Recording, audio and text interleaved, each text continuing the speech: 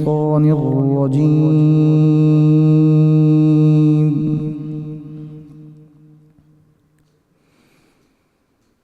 بسم الله الرحمن الرحيم.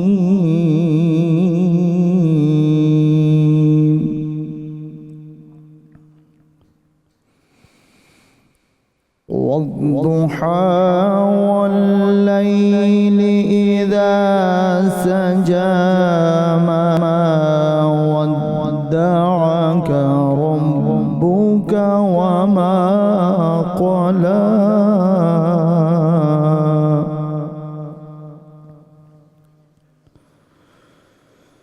وللآخرة خير لك من الأولى ولسوف يعطيك ربك فترضى.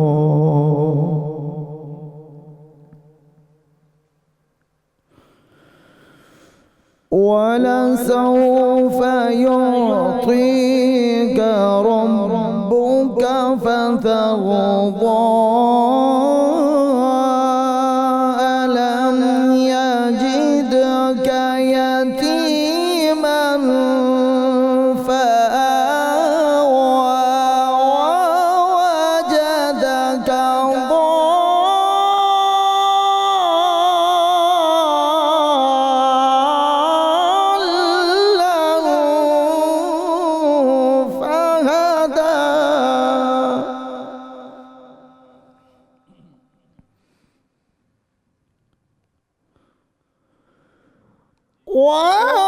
ووجدك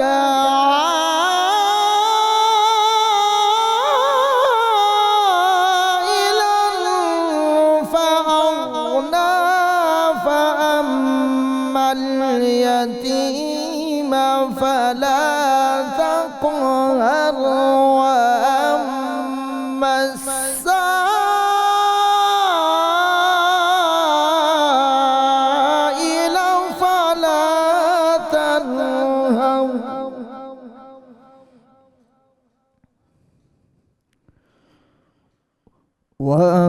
وأما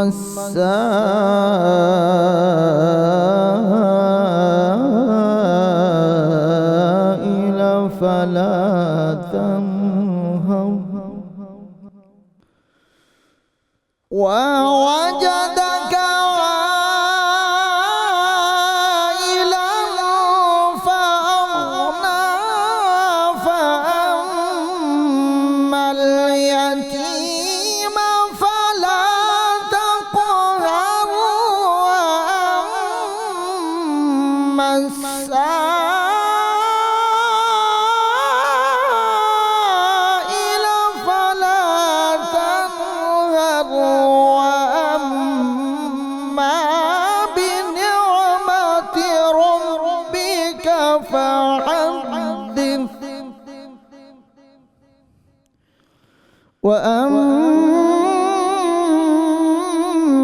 وأما السائل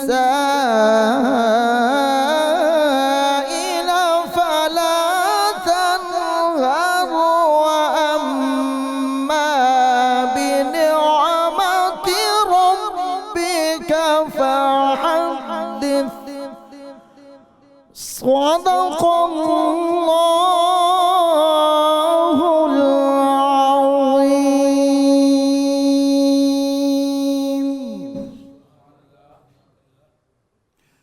جزاک اللہ قاری محمد نفیس آصف صاحب، آپ کا بہت بہت شکریہ، ماشاءاللہ۔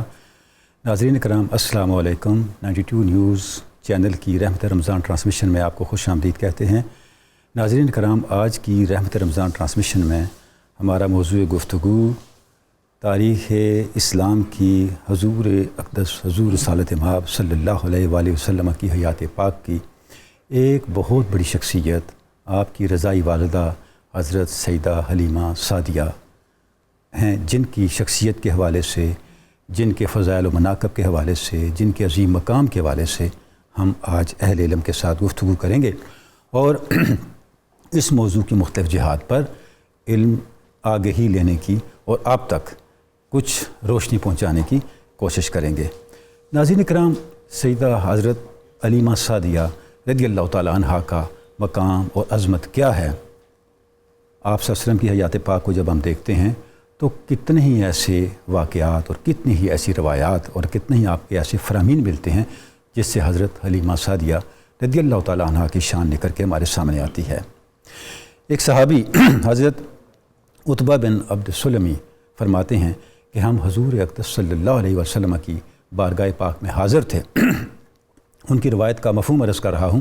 آپ کی بارگاہ پاک میں حاضر تھے کہ ایک شخص آیا اور اس نے آ کر آپ صلی اللہ علیہ وآلہ وسلم کی خدمت میں عرض کیا، کیفا کان اول شانو کا یا رسول اللہ صلی اللہ علیہ وسلم، آقا آپ اپنی زندگی کے ابتدائی ایام کے بارے میں کچھ ارشاد فرمائیں۔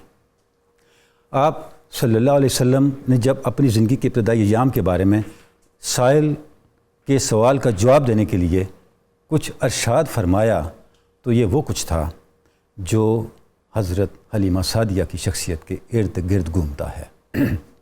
آپ نے ارشاد فرمایا، میں اپنی رضائی والدہ حلیمہ سعدیہ کے ہاں تھا اور اپنے رضائی بھائی کے ساتھ جب گھر سے باہر تھا تو ایسا ہوا کہ ہم گھر سے جب باہر نکلے تو کھانا لے کے نہیں گئے۔ میں نے اپنے رضائی بھائی کو کھانا لینے کے لیے بھیجا۔ جب وہ کھانا لینے کے لیے گھر گیا تو میں اکیلا تھا۔ میں نے دیکھا کہ آسمان پر 2 پرندے اڑتے ہوئے آئے ہیں، حتیٰ کہ وہ میرے اوپر آ گئے۔ میں نے دیکھا کہ انہوں نے میرے سینے کو شک کیا، میرے دل کو نکالا اور میرے دل میں سکینت بھر دی اور پھر اس پہ مہر نبوت لگا دی۔ جب میں گھر پہنچا تو میں نے یہ ساری تفصیل اپنی والدہ حضرت حلیمہ سعدیہ کی خدمت میں بیان کی، ان کو بتائی۔ وہ یہ سب کچھ سن کے گھبرا گئیں اور انہوں نے کہا اوعیذ کا باللہ، اور مجھے لے کے میری والدہ کے پاس مکہ المکرمہ آ گئیں۔ اور جب ساری تفصیل میری اماں جان حضرت سیدہ آمنہ سلام اللہ علیہا کو بتائی تو وہ بالکل پریشان نہیں ہوئیں۔ انہوں نے کہا یہ کیا ہوا؟ اس سے پہلے جب میرے اس عظیم بیٹے کی ولادت ہوئی تھی تو میں نے ایسے نور دیکھے تھے جن سے شام کے محلات بھی روشن ہو گئے تھے۔ اس روایت کو ناظرین کرام جب ہم دیکھتے ہیں تو کتنی ہی باتیں ہیں، کتنے ہی معارف ہیں جو ہمارے سامنے آتے ہیں۔ بچپن کا کوئی بھی واقعہ بیان کیا جا سکتا تھا، لیکن سائل کا سوال کا جواب دیتے ہوئے حضور رسالت مآب صلی اللہ علیہ وآلہ وسلم نے وہ واقعہ بیان کیا جس کے اندر آپ کی رضائی والدہ حضرت حلیمہ سعدیہ رضی اللہ تعالیٰ عنہ کی شانیں نکھر کے سامنے آ رہی ہیں۔ اس واقعے کے اندر آپ کے بچپن کا ذکر بھی ہے، آپ کے قلب اطہر کو سکینت سے بھر دینے کا ذکر بھی ہے، اور ایک یہ فرمان بھی ہے کہ ان فرشتوں نے جب آپ کے قلب اطہر کو سکینت سے بھر دیا، آپ فرماتے ہیں انہوں نے کہا، ایک دوسرے سے گفتگو کرتے ہوئے کہا، یہ وہ ہستی ہیں اگر ان کو ان کی ساری امت کے ساتھ بھی تولا جائے تو یہ اپنی امت سے باری ہوں گے، اپنی امت سے زیادہ برتر ہوں گے۔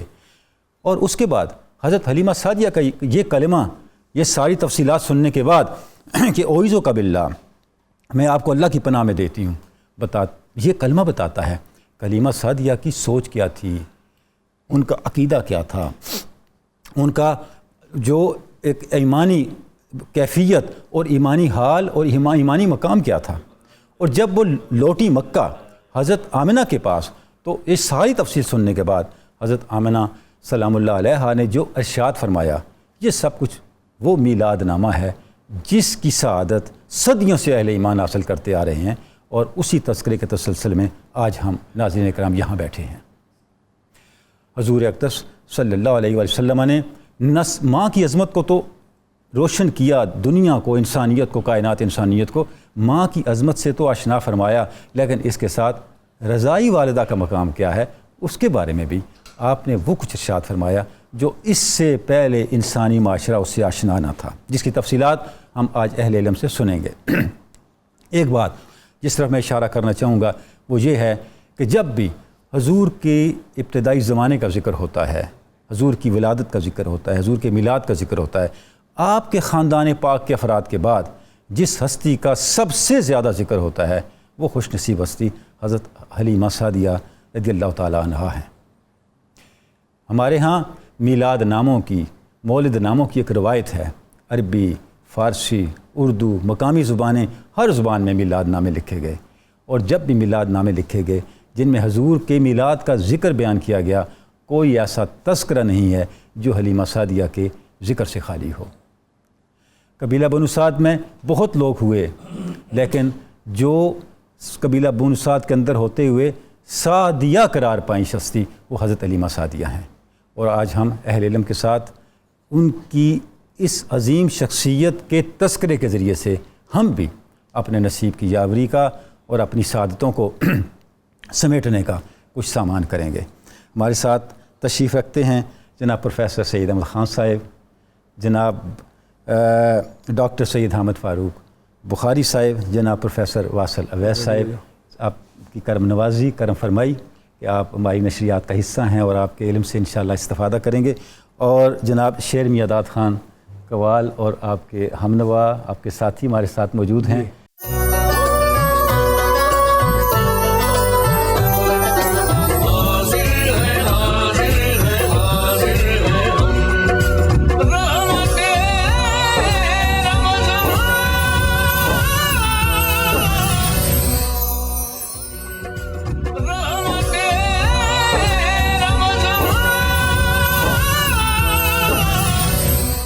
ویلکم بیک ناظرین کرام، 92 نیوز چینل کی رحمت رمضان سحری ٹرانسمیشن میں آپ کو خوش آمدید کہتے ہیں، اور آج ہم سعادت حاصل کر رہے ہیں حضرت حلیمہ سعدیہ رضی اللہ تعالیٰ عنہا کے تذکار جمیل کرنے کی۔ پروفیسر سید احمد خان صاحب، کتنی عظیم ہستی ہیں حضرت حلیمہ سعدیہ، جن کی آغوش میں حضور اقدس صلی اللہ علیہ وسلم کا بچپن گزرا، ابتدائی دن گزرے۔ وہ کیا خوب کسی نے کہا کہ حلیمہ میں تیڑے مقدر تو صدقیں، تو مدنی دا جھولا جھولیندے بھی ہو سے۔ سبحان اللہ۔ تو حضرت حلیمہ سعدیہ کے حوالے سے ان کی ابتدائی زندگی، ان کا خاندانی تعارف کچھ ارشاد فرمائیے گا۔ بسم اللہ الرحمن الرحیم، اللہم صلی علی محمد وعلی آل محمد وبارک وسلم۔ بہت شکریہ محترم ڈاکٹر تنولی صاحب، اس ذات پاک کا جب ہم ذکر خیر کرنے بیٹھتے ہیں کہ جنہیں سرور دو جہاں صلی اللہ علیہ وسلم کے لب اقدس کو چومنے کا شرف حاصل ہوا، سبحان اللہ۔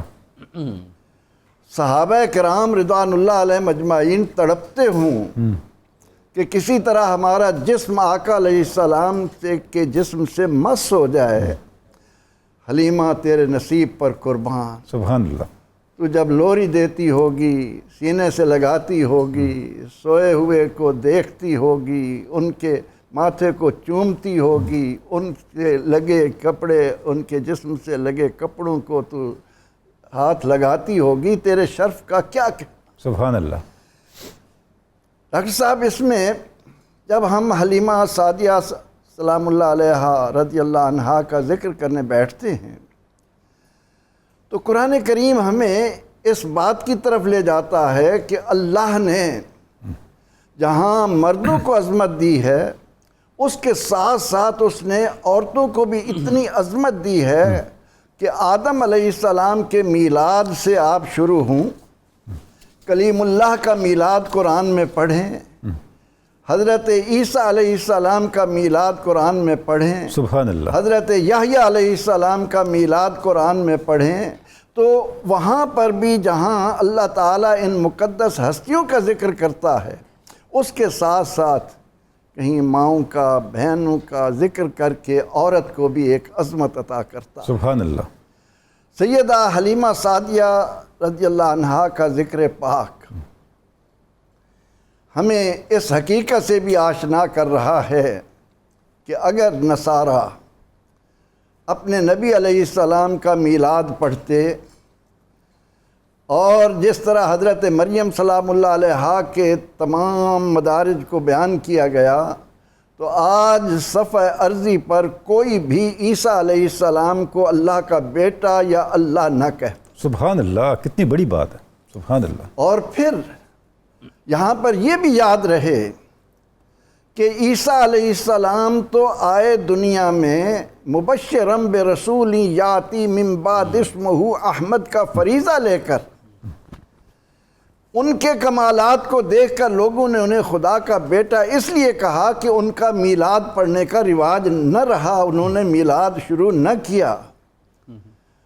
لیکن امام الانبیاء سرور سروراں سبحان اللہ صلی اللہ علیہ وآلہ وسلم جن بلندیوں پر فائز ہیں، اور ان سب بلندیوں کے باوجود آج اگر امت مصطفیٰ صلی اللہ علیہ وسلم انہیں حلیمہ سعدیہ کی گود میں کھیلنے والا، ان کا دودھ پینے والا، آمنہ کی گود میں آنے والا، عبداللہ کا لخت جگر بن کر یہ ساری برکتیں اگر ہیں تو میلاد مصطفیٰ صلی اللہ علیہ وسلم کی بدولت ہیں، ورنہ نامعلوم ان کے کمالات کو دیکھ کر انگلی اٹھے چاند دو ٹکڑے ہو جائیں، انگلی پانی میں رکھیں پانی حوض کوثر کے ساتھ اس کا ربط کر دے. کیا کیا کمالات ہیں، اس کے باوجود آج ہم محمد الرسول اللہ کہتے ہیں. دنیا میں کوئی نہیں ہے جو محمد صلی اللہ علیہ وسلم کو اللہ کا بیٹا یا اللہ کہتا. سبحان اللہ سبحان اللہ. اور ان متعلقہ خواتین کا تذکار ہم دیکھتے ہیں کہ اللہ نے آدم علیہ السلام کو بنایا تو ان کے ساتھ خلق منہا زوجہا، وہاں ذکر آ گیا خاتون کا. ٹھیک ہے. آج کی ہماری وہ بہن بیٹی ماں جو کہتی ہے کہ مجھے معاشرے میں کیا مرتبہ ہے، وہ اسلام کی طرف آئے تو صحیح، دیکھو تو صحیح کہ فَأَزَلَّهُمَا الشَّيْطَانُ. وہ انتہائی خائن لوگ ہیں جو کہتے ہیں کہ معاذ اللہ آدم علیہ السلام کو حضرت حوا نے، قرآن کہتا ہے نہیں، آدم اور حوا دونوں کو شیطان نے ورغلانے کی. سبحان اللہ سبحان اللہ. اس کے بعد جب ہم آتے ہیں موسیٰ علیہ السلام پر تو پہلے قرآن بتاتا ہے کہ ان کی ماں کو اللہ نے کیا الہام کیا، صندوق میں ڈالو، دریا کے حوالے کرو. پھر ان کی بہن کی عظمت کو کس طرح بیان کیا کہ وہ آتی ہیں سارے مناظر کو دیکھتی ہیں.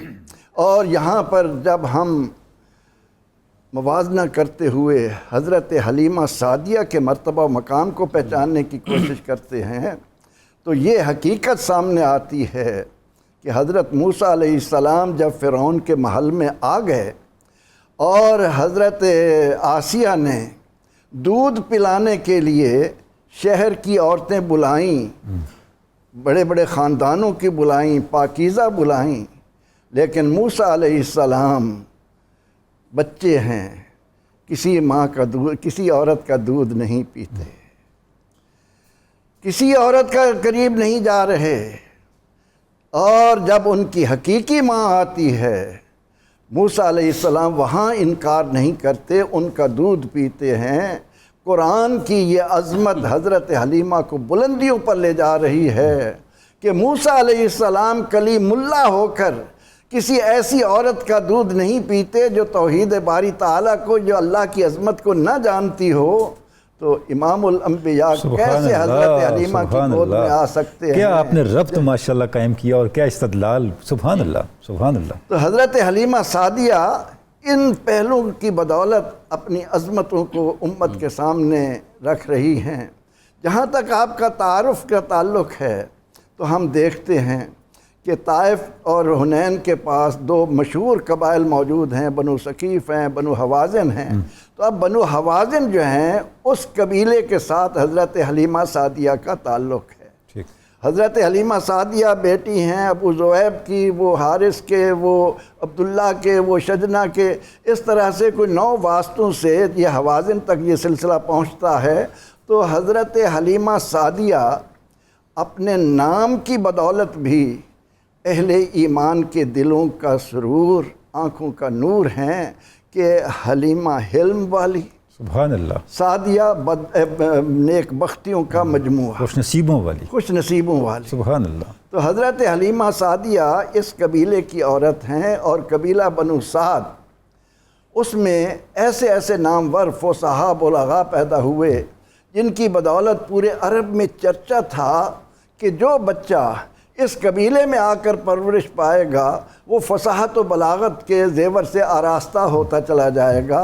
تو اللہ رب العزت نے اپنے محبوب علیہ السلام کا پہلے تو میلاد بیان کیا. وَأَمَّا الْيَتِيمَ فَلَا تَقْهَرْ أَلَمْ يَجِدْكَ يَتِيمًا فَآوَىٰ. میں علماء سے کہا کرتا ہوں کہ 12 ربیع الاول کو یہی آیہ کریمہ لے کر بیٹھ جاؤ. وَوَالِدٍ وَمَا وَلَدْ نہ پڑھو. لا اقسم بہذا البلد نہ پڑھو. اذ اخذ اللہ میثاق النبیین نہ پڑھو. صرف یہ آیہ کریمہ پڑھ کر الم یجد کا یتیما فآویٰ، یہ یتیم کس طرح دنیا میں آیا، کس کی گود میں ان کو اللہ تعالیٰ نے بھیجا، اور پھر لبثت فیکم عمرا من قبل. سبحان ڈاکٹر اللہ. صاحب جس جامعیت کے ساتھ قرآن پاک نے ہمارے نبی رحمت صلی اللہ علیہ وسلم کا میلاد پاک بیان کیا ہے، اتنی جامعیت کے ساتھ اور کسی کا میلاد آپ کو نہیں ملے گا. حلیمہ سعدیہ قبیلہ بنو سعد کی ان کو نصیبے میں آتا ہے کہ اللہ کے کلیم کسی ایسی عورت کو قریب نہیں آنے دے رہے تھے. محمد عربی صلی اللہ علیہ وسلم کسی ایسی عورت کو قریب کیوں آنے دیتے جس کا نصیبہ اتنا. سبحان اللہ. پروفیسر صاحب کتنی خوبصورت بات ارشاد فرمائی کہ حضرت حلیمہ سعدیہ کا تذکرہ حضور کے میلاد کا تذکرہ ہے، اور حضور کے میلاد کا تذکرہ اپنی توحید کو محفوظ اور مضبوط کرنے کا تذکرہ ہے. ڈاکٹر صاحب جب حضرت حلیمہ سعدیہ تشریف لاتی ہیں آپ صلی اللہ علیہ وسلم کو لے جانے کے لیے مکہ المکرمہ، تو کیا منظر ہے، کیا برکتیں ہیں، اس پہ ارشاد فرمائیں کچھ ہمارے ناظرین کے لیے. بسم اللہ الرحمن الرحیم. الحمدللہ والصلاة والسلام علی رسول اللہ وعلی آلہ وصحبہ اجمعین. بہت شکریہ قبلہ، آپ نے بڑا شاندار اس حوالے سے بڑا ایمان افروز انٹرو دیا ہے. جزاک اللہ. اللہ کریم اسے اپنی بارگاہ میں قبول فرمائے. آمین آمین. اور حضرت قبلہ پروفیسر صاحب نے بڑا ہی خوبصورت آغاز فرمایا اور بڑے شاندار نکات بیان فرمائے، اور بالکل آپ نے برمحل فرمایا اور درست فرمایا ہے کہ حضرت سیدنا عیسیٰ علیہ السلام کے معجزات دیکھ کر لوگوں کی عقل دنگ رہ گئی اور وہ ابن اللہ کہنے پہ مجبور ہو گئے. تو جناب رسول اللہ کے کمالات کی تو انتہا کیا ہے، وہ تو بات پھر ابن اللہ سے بھی آگے جانی تھی. تو رسول اکرم نے خود وہاں بند باندھا اور بار بار آقا کریم نے ارشاد فرمایا میں اللہ کا نبی بن کے آیا ہوں، اللہ کا رسول بن کے آیا ہوں. اور واقعی آپ کے میلاد کا تذکرہ عین توحید کا تذکرہ ہے، یہ شرک کا تذکرہ نہیں ہے، نہ یہ کوئی بدعت ہے. اللہ کریم ہمیں عقل سلیم عطا فرمائے. آمین آمین. اور جس طرح قبلہ پروفیسر صاحب نے مختلف خواتین کا تذکرہ فرمایا، تو حقیقت یہ ہے کہ انبیاء کرام کی ماؤں کا تذکرہ کرنا یہ قرآن پاک میں میرے رب کی سنت ہے، یہ سنت الہیہ ہے. تو آج تو ہم حضرت سیدہ حلیمہ سعدیہ علیہ السلام کا تذکرہ کر رہے ہیں، تو آپ کی اگر اتنی شان ہے تو جناب آمنہ کی کتنی شان ہوگی، آپ کا مقام کتنا بلند ہوگا.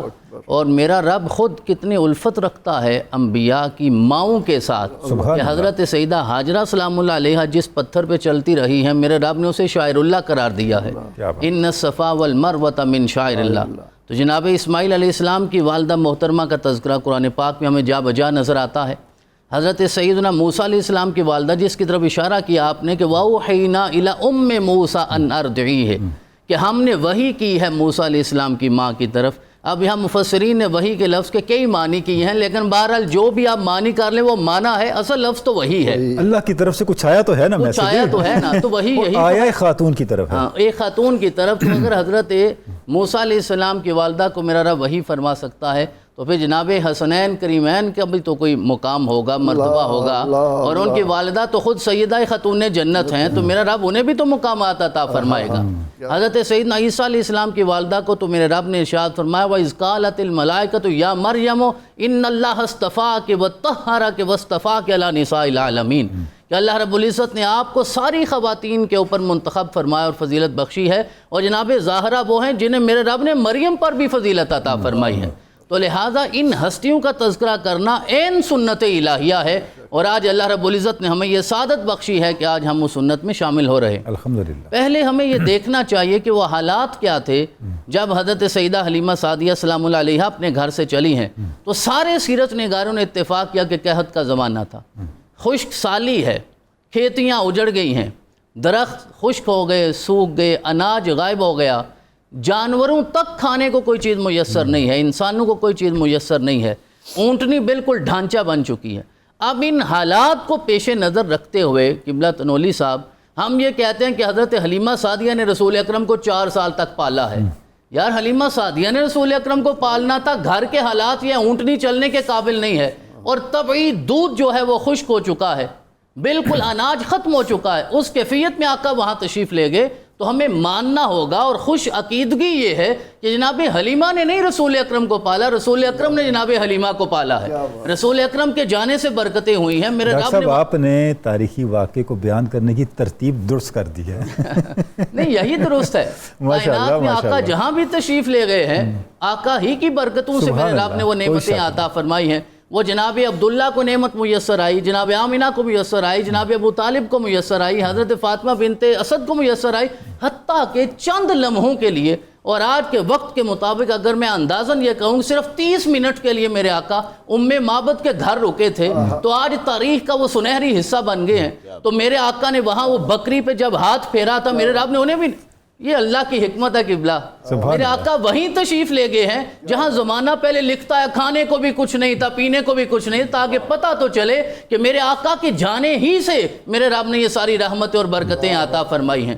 تو ان حالات میں جناب حلیمہ سعدیہ آتی ہیں، اور پھر وہ موسم بہار آ گیا، خزاں نے بالآخر ختم ہونا ہے، اور جب حالات اتنے برے ہو جاتے ہیں پھر میرے رب کی رحمت بھی زیادہ وسیع ہوتی ہے، کشادہ ہوتی ہے۔ تو یہاں تو عام رحمت، قرآن پاک نے تو بارش کو بھی رحمت قرار دیا ہے، یہاں بارش نہیں رحمت بن کے آئی، یہاں تو محمد رسول اللہ ہیں جو سر تپا مجسم رحمت بن کے آئے ہیں۔ تو وہاں یہ ہوتا تھا، بنو سعد قبیلہ سے جب وہ لوگ جاتی تھیں وہاں مکہ میں بچے لینے کے لیے، تو 10 خواتین کا گروہ ہوتا تھا، تو 10 خواتین میں پھر حضرت حلیمہ سعدیہ بھی چلیں، جس طرح میں نے عرض کیا ہے اونٹنی چلنے کے قابل نہیں تھی، اور دوسری خواتین کی اونٹنیاں طاقتور تھیں، وہ آگے گزر گئیں، جناب حلیمہ پیچھے رہ گئیں۔ یہاں بھی مورخ کو مغالطہ ہو گیا، اور اس نے یہ لکھ دیا کہ حلیمہ کو دیتا کوئی نہیں تھا، اور جناب محمد رسول اللہ کو لیتا کوئی نہیں تھا، تو ان حالات میں جا کے سمجھوتا ہو گیا۔ ایسا نہیں ہے، حقیقت یہ ہے کہ اللہ رب العزت نے اس لمحے پہ حلیمہ کو سعدیہ بنانا تھا، یہ اللہ کی منشا تھی، اللہ کی مرضی تھی۔ میرے رب کی بھی تو کوئی ترتیب ہے نا، میرا رب بھی تو کوئی تدبیر کرتا ہے، ہم اپنی عقل ناقص سے ساری تدبیر کرنے کی کوشش کرتے ہیں۔ پھر جناب حلیمہ سعدیہ جب وہاں پہنچتی ہیں تو سارے سیرت نگاروں نے چند اشعار لکھے ہیں کہ حضرت سیدنا عبد المطلب علیہ السلام کو ہاتف غیبی سے یہ آواز آئی تھی کہ یہ جو حلیمہ آئی ہے یہ ربانی انتظام ہے، یہ میرے رب کا انتظام ہے کہ حلیمہ نے یہاں اس کیفیت میں پہنچنا ہے۔ دیکھیں 8 سال میں قبلہ مکہ فتح ہو گیا، ہجرت کے 8 سال بعد، آج تک کوئی ایسا انقلاب جو صرف 8 سال میں آیا ہو۔ آپ تو ماشاءاللہ دانشور بھی ہیں، مفکر بھی ہیں، حضرت اقبال کی وراثت کے امین بھی ہیں، آپ ہمیں بتائیے تاریخ انسانیت میں اتنا جلدی کوئی انقلاب آیا ہو؟ 8 سال میں صرف یہ انقلاب بپا ہوا۔ ڈاکٹر صاحب 8 سال میں تو لفظ انقلاب کی سمجھ نہیں آتی قوم کو، بالکل صحیح، انقلاب آنا تو دور کی بات ہے، شاید آپ ایسی مثال نہ لا سکیں، پاکستان بننے میں 100 سال لگ گئے۔ بالکل صحیح، درست فرما رہے ہیں آپ۔ تو ربانی انتظام تھا، جناب حلیمہ سعدیہ نے وہاں پہنچنا تھا، اونٹنی نے پیچھے رہنا تھا، یہ اللہ کی حکمت تھی۔ سارے بچوں نے نام نہاد سرداروں کے بچے چلے جانے تھے، اور حقیقی سردار کا بچہ رہ جانا تھا، تاکہ یہ بتانے کے لیے کہ حلیمہ کو یہ ملنا ہے۔ تو چند اشعار میں عرض کرتا ہوں کہ حضرت عبد المطلب ارشاد فرماتے ہیں، مجھے ہاتف غیبی سے یہ آواز آئی، ان ابن آمنۃ الامین محمدہ خیر الانام و خیرت الاخیاری، کہ یہ جو آمینہ کا بیٹا محمد رسول اللہ ہیں جو امین بن کے آئے ہیں، کائنات میں سب سے افضل ترین ہستی ہے، ما ان لہو غیر الحلیمۃ مردعن، حلیمہ کے سوا ان کو دودھ پلانے والی کوئی اور خاتون ہو ہی نہیں سکتی، کہ اللہ نے انتظام کر کے بھیجا ہے۔ نعم الامینۃ ہی علی الابرار، اور اللہ رب العزت نے امین پہ انہیں امینہ بنا کے بھیجا ہے، اور ان سے بہتر کوئی امینہ نہیں ہو سکتی۔ مامونۃ من کل عیب فاحش ونقیۃ الاسواب والازرار، اللہ نے ہر عیب سے پاک کر کے انہیں بھیجا ہے۔ اگر رضائی ماں ہر عیب سے پاک ہے تو پھر نسبی ماں کا مقام کیا ہوگا؟ لا تسلمنہ الی سواہا انہ امر و حکم جاء من الجبار، عبد المطلب سوائے حلیمہ کے محمد کسی اور کے سپرد نہیں کرنا، یہ جبار کی طرف سے حکم آیا ہے، یہ اللہ کی طرف سے۔ سبحان اللہ ڈاکٹر صاحب، سبحان اللہ، بارک اللہ۔ ڈاکٹر صاحب گویا حضرت عبد المطلب کے الفاظ میں ہم حضرت حلیمہ سعدیہ کا تذکرہ کر رہے ہیں، حضرت حلیمہ امینہ کا تذکرہ کر رہے ہیں۔ سبحان اللہ، سبحان اللہ، کیا آپ نے نقطہ اور کیا تاریخی حقیقت جو ہے اس سے ہمارے ناظرین کو آگاہ کیا۔ پروفیسر واصل اویس صاحب، جب آپ سیدہ حلیمہ سعدیہ امینہ آپ وسلم کو لے کے چلیں، اپنے گھر پہنچی، آپ صلی اللہ علیہ وسلم کی آمد ہوئی، جیسے ابھی ڈاکٹر صاحب فرما رہے تھے کہ حضور رسالت مآب نے پالا، تو کیا برکتیں سامنے آئیں۔ اور پروفیسر صاحب، اگر حالات پہلے ہی ٹھیک ہوتے حضرت حلیمہ سعدیہ کے، تو پتہ کیسے چلتا آیا کون ہے؟ آیا کون؟ سبحان اللہ، کچھ ارشاد فرمائیے۔ بسم اللہ الرحمن الرحیم۔ ڈاکٹر صاحب بہت شکریہ، اور بڑے خوبصورت انداز میں ڈاکٹر صاحب نے کمال درجے کی گفتگو کی۔ سبحان اللہ۔ میں عرض کرتا ہوں کہ نبی اکرم صلی اللہ علیہ وآلہ وسلم کے بارے میں وہ جو بڑا خوبصورت شعر ہے اعلیٰ حضرت کا، نعمتیں بانٹتا جس سمت وہ ذیشان گیا، ہائے ہائے ہائے، اور ساتھ پہلے دن ہی سے، منشی رحمت کا قلم سبحان دان گیا۔ اللہ، پہلے دن سے سرکار دو عالم صلی اللہ علیہ وسلم نے تو جدر جدر سے گزرنا ہے، کرم بھی کرتے جانا ہے۔ سبحان اللہ، سبحان اللہ۔ حضور سید عالم صلی اللہ علیہ وسلم کو حضرت حلیمہ سعدیہ رضی اللہ تعالیٰ عنہ نے جب لیا ہے اور یہاں مکہ مکرمہ سے چلنے لگی ہیں، تو اس وقت ان کے ذہن میں یہ خیال آتا ہے کہ پہلے میں خانہ کعبہ کا طواف کر لیتی ہوں، پھر یہاں سے جاؤں گی۔ اب حضور کو ساتھ لے کر کعبہ کا طواف کر رہی ہیں، طواف کے بعد جب انہوں نے حجر اسود کا بوسہ لینا چاہا تو آگے بڑھیں، اور اب ان کی تمنا تھی کہ میں حضور کو قریب کروں تاکہ اس بچے کے لب پتھر کو لگ جائے، یہ بچہ برکت حاصل کر لے۔ یہ حضرت حلیمہ سعدیہ کے ذہن میں تو یہ تھا، نہیں جانتی تھیں کہ حجر اسود تو خود اس برکت کا منتظر بیٹھا ہوا ہے۔ اللہ اکبر۔ اس لیے تفسیر مظہری میں قاضی ثناء اللہ پانی پتی نے بڑا خوبصورت لکھا ہے، وہ کہتے ہیں کہ جس وقت حلیمہ سعدیہ نے حضور کو پتھر کے قریب کرنا چاہا، خرج الحجر الاسود من مکانہ والتصق بوجہہ الکریم، حجر اسود اپنی جگہ سے ہلا اور حضور کے ہونٹوں سے چمٹ گیا ہوا۔ سبحان اللہ۔ وہ خود حضور کا بوسہ لینے کے لیے یہاں سے آغاز ہو رہا تھا کہ یہ تو برکتوں والا نبی ہے، جدھر سے گزرتا چلا جائے گا برکتیں ہی بکھیرتا جائے گا۔ ڈاکٹر صاحب نے بات میں بڑا خوبصورت آنے کا انداز بیان کیا کہ جب حضرت حلیمہ سعدیہ آ رہی تھیں تو ان کی ڈاچی پیچھے رہ رہی تھی۔ اب ذرا جانے کا انداز دیکھیں، وہی ڈاچی جو پیچھے رہ رہی تھی اب وہ ساری دوسری سواریوں سے آگے تھیں، اس لیے کہ سرکار دو عالم ساتھ تھے۔ پوچھا ہے دوسری عورتوں نے، انہوں نے آواز دے کے پوچھا ہے، حلیمہ یہ کیا کر رہی ہو؟ الیس ھذہ اتان کلتی کنت خرجت علیہا، کیا یہ وہی سواری نہیں ہے جو تو لے کے آئی تھی؟ پہلے تو یہ پیچھے رہ رہی تھی، اب آگے کیسے جا رہی ہے؟ تو حضرت حلیمہ سعدیہ رضی اللہ تعالیٰ عنہ فرماتی ہیں، بلا واللہ، کیوں نہیں، اللہ کی قسم یہ سواری وہی ہے، مگر ہوا اتنا ہے اب سوار بدل گیا ہے۔ پہلے سواری تو وہی ہے یہ، لیکن سوار بدل گیا ہے۔ لے کے پہنچ گئیں، اور اب پہلی ہی رات ہے بستی میں۔ رات کے وقت وہ اونٹنی جس کا دودھ چند قطرے ملا کرتا تھا، تھوڑا سا دودھ جسے بچے کی پیاس بھی نہیں بجھتی تھی، وہ دودھ دونے کے لیے، کہ آخر دھونا تو ہے، اونٹنی کے پاس جب خامند جاتا ہے، حضرت حلیمہ سعدیہ کا شوہر جب وہ دودھ لینے کے لیے اس کے پاس جاتا ہے تو وہاں تو منظر بدل چکا ہے۔ اس اونٹنی کا تعارف یہ ہے، فائزہ ہی حافل، اونٹنی کی کھیری دودھ سے بری ہوئی ہے، اور وہ حلیمہ سعدیہ رضی اللہ تعالیٰ عنہ فرماتی ہیں وہ دودھ دوتے ہیں، میرے خامن دودھ دوتے ہیں، حلب لنا ما سنننا، اتنا دودھ ہمیں ملا کہ کبھی اتنا دودھ آیا ہی نہیں تھا، برتن بھر گئے ہمارے دودھ کے ساتھ۔ یہ سرکار کی برکتیں تھیں جو چل رہی تھیں۔ اب اگلے ایام شروع ہوتے ہیں، حضور سید عالم صلی اللہ علیہ وسلم کی برکتیں، آپ کے چہرے کا جمال اندھیروں کو روشنیاں بخش رہا ہے۔ حلیمہ سعدیہ رضی اللہ تعالیٰ عنہ کے گھر میں ساری ساری رات روشنی رہتی ہے۔ پڑوس والی عورتیں کہتی ہیں، حلیمہ تو اتنی امیر ہو گئی ہے، پہلے تو رات شام ہوتے ہی چراغ بجھا دیا کرتی تھی، اب ساری رات چراغ جلاتی ہے۔ تو حلیمہ سعدیہ رضی اللہ تعالیٰ عنہ فرماتی ہیں، واللہ ما اوقد نارا الا نور وجہ محمد، اللہ کی قسم میں نے آگ روشنی نہیں کرتی، یہ تو محمد کے چہرے کا نور ہے۔ ما کنا نحتاج الی السراج من یوم اخذناہ، ہم نے جس دن سے یہ بچہ ہم اپنے گھر لے کے آئے ہیں ہمیں تو چراغ کی حاجت ہی نہیں رہی، اس لیے کہ حضور کے چہرے کی روشنی یہ چراغ سے زیادہ ہے۔ اور منظر یہاں تک ہے، اذا احتجنا الی السراج، جب کبھی ہمیں سراج سورج کی چراغ کی روشنی کی ضرورت پڑتی ہے، کسی اندھیری جگہ کی ضرورت پڑتی ہے، جئنا بہی، ہم حضور کو وہاں لے جاتے ہیں، سرکار کے چہرے سے اندھیرے روشنیوں میں تبدیل ہو جاتے ہیں۔ سبحان اللہ۔ یہ برکتیں ہیں، پھر یہی برکت چلتی ہے اور پھیلتی ہے۔ اب حلیمہ سعدیہ کی بکریاں جہاں چرنے جاتی ہیں، لوگوں کی بھیڑ بکریاں بھی چرنے جا رہی ہیں، لیکن جہاں حلیمہ سعدیہ کی بکریاں چرنے جا رہی ہیں وہ واپس آتی ہیں تو پوری طرح سے انہوں نے کھایا بھی ہوتا ہے اور ان کی کھیریاں دودھ سے بری بھی ہوتی ہیں، لیکن باقیوں کے پاس ایسا ہوتا نہیں ہے۔ وہ دوسرے لوگ اپنے چرواہوں سے کہتے ہیں کہ یہ حلیمہ کی بکریاں کہاں چرنے جاتی ہیں، تم کہاں رہ جاتے ہو، وہیں ان بکریوں کو چراؤ جہاں حلیمہ کی بکریاں چرتی ہیں۔ جب وہ وہاں آتی ہیں تو پھر ان کو بھی وہی دودھ ملتا ہے۔ برکتیں ایک لامتناہی سلسلے کی طرف چلتی جاتی ہیں۔ جب حلیمہ سعدیہ رضی اللہ تعالیٰ عنہ فرماتی ہیں کہ جب کبھی ہم نے اپنی بھیڑ بکریوں کو پانی پلانے کے لیے کنویں کے قریب کیا ہے، کنویں سے پانی نکال رہے ہیں، اور اچانک جب سرکار کنویں کے پاس آئے ہیں، اذا جاء الی البئر، جب حضور کنویں کے پاس آئے ہیں تو پھر ہم پانی پلانے کے لیے تھے، لیکن سرکار کے پاس آنے کی وجہ سے یعلو الماء الی فم البئر، اس وقت کنویں کا پانی کنویں کے کنارے پر آ گیا ہے، منہ پر آ گیا ہے، دانے پر آ گیا ہے، ضرورت ہی نہیں رہی ہمیں وہاں سے بالٹیاں نکالنے کی۔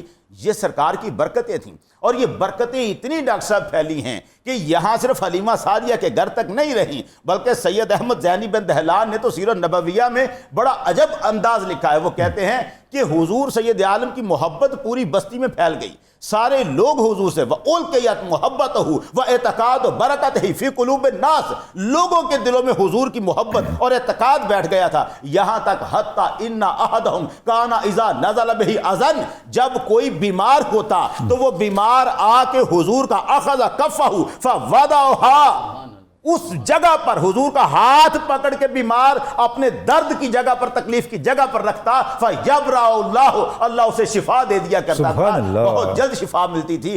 پھر ایسا ہوا، طبیب کائنات آ گئے تھے، طبیب کائنات آ گئے تھے، شفائیں تو ملنی تھی۔ پھر ڈاکٹر صاحب ایسا ہوا کہ سرکار دو عالم صلی اللہ علیہ وسلم کی جو خوشبو تھی، ما بقی منزل من منازل بنی سعد، بنی سعد کے گھروں میں سے کوئی گھر ایسا نہیں رہا الا وقد شم ریح المسک منہ، یہاں تک کہ حضور کی وجود اقدس سے کستوری کی خوشبو بنو سعد کے قبیلے کے ہر گھر کے اندر پہنچی۔ سرکار کی برکتیں ہیں جو پورا قبیلہ بنو سعد کا ان کو سمیٹ رہا ہے۔ وہاں شادابیاں ہو گئی، زمین جو بنجر تھی، یہ بات بڑی زبردست تھی کہ جو حضور کے رضائی بھائی نے کہی، اس نے کہا، اماں اپنی کو بتا رہے ہیں، حضرت حلیمہ سعدیہ کو بتا رہے ہیں، انہوں نے کہا اِنَّ أَخِي الْحِجَازِ، میرا یہ حجازی بھائی اِذَا وَقَفَ بِقَدَمَيْهِ عَلَى الْوَادِ، جب یہ کسی وادی میں قدم رکھتا ہے، يَخْضُرُ لِوَقْتِهِ، اسی وقت وہاں سے سبزی و شادابی اگنا شروع ہو جاتی ہے۔ یہ بھائی میرا بڑی برکتوں والا ہے۔ تو سرکار کی برکتیں پورے قبیلے میں پھیلتی گئیں، حضور نے ایسی رونقیں لگا دی، بنجر زمینیں آباد ہو گئی۔ سبحان اللہ۔ ناظرین کرام، حضرت حلیمہ سعدیہ کا یہ برکتوں، سعادتوں اور رحمتوں والا تذکرہ جاری ہے۔ ہم نے ایک مختصر سی بریک لینی ہے، بریک کے بعد پھر حاضر ہوتے ہیں، آپ ہمارے ساتھ رہیے گا۔ اس بریک کے بعد پھر ملاقات ہوتی ہے۔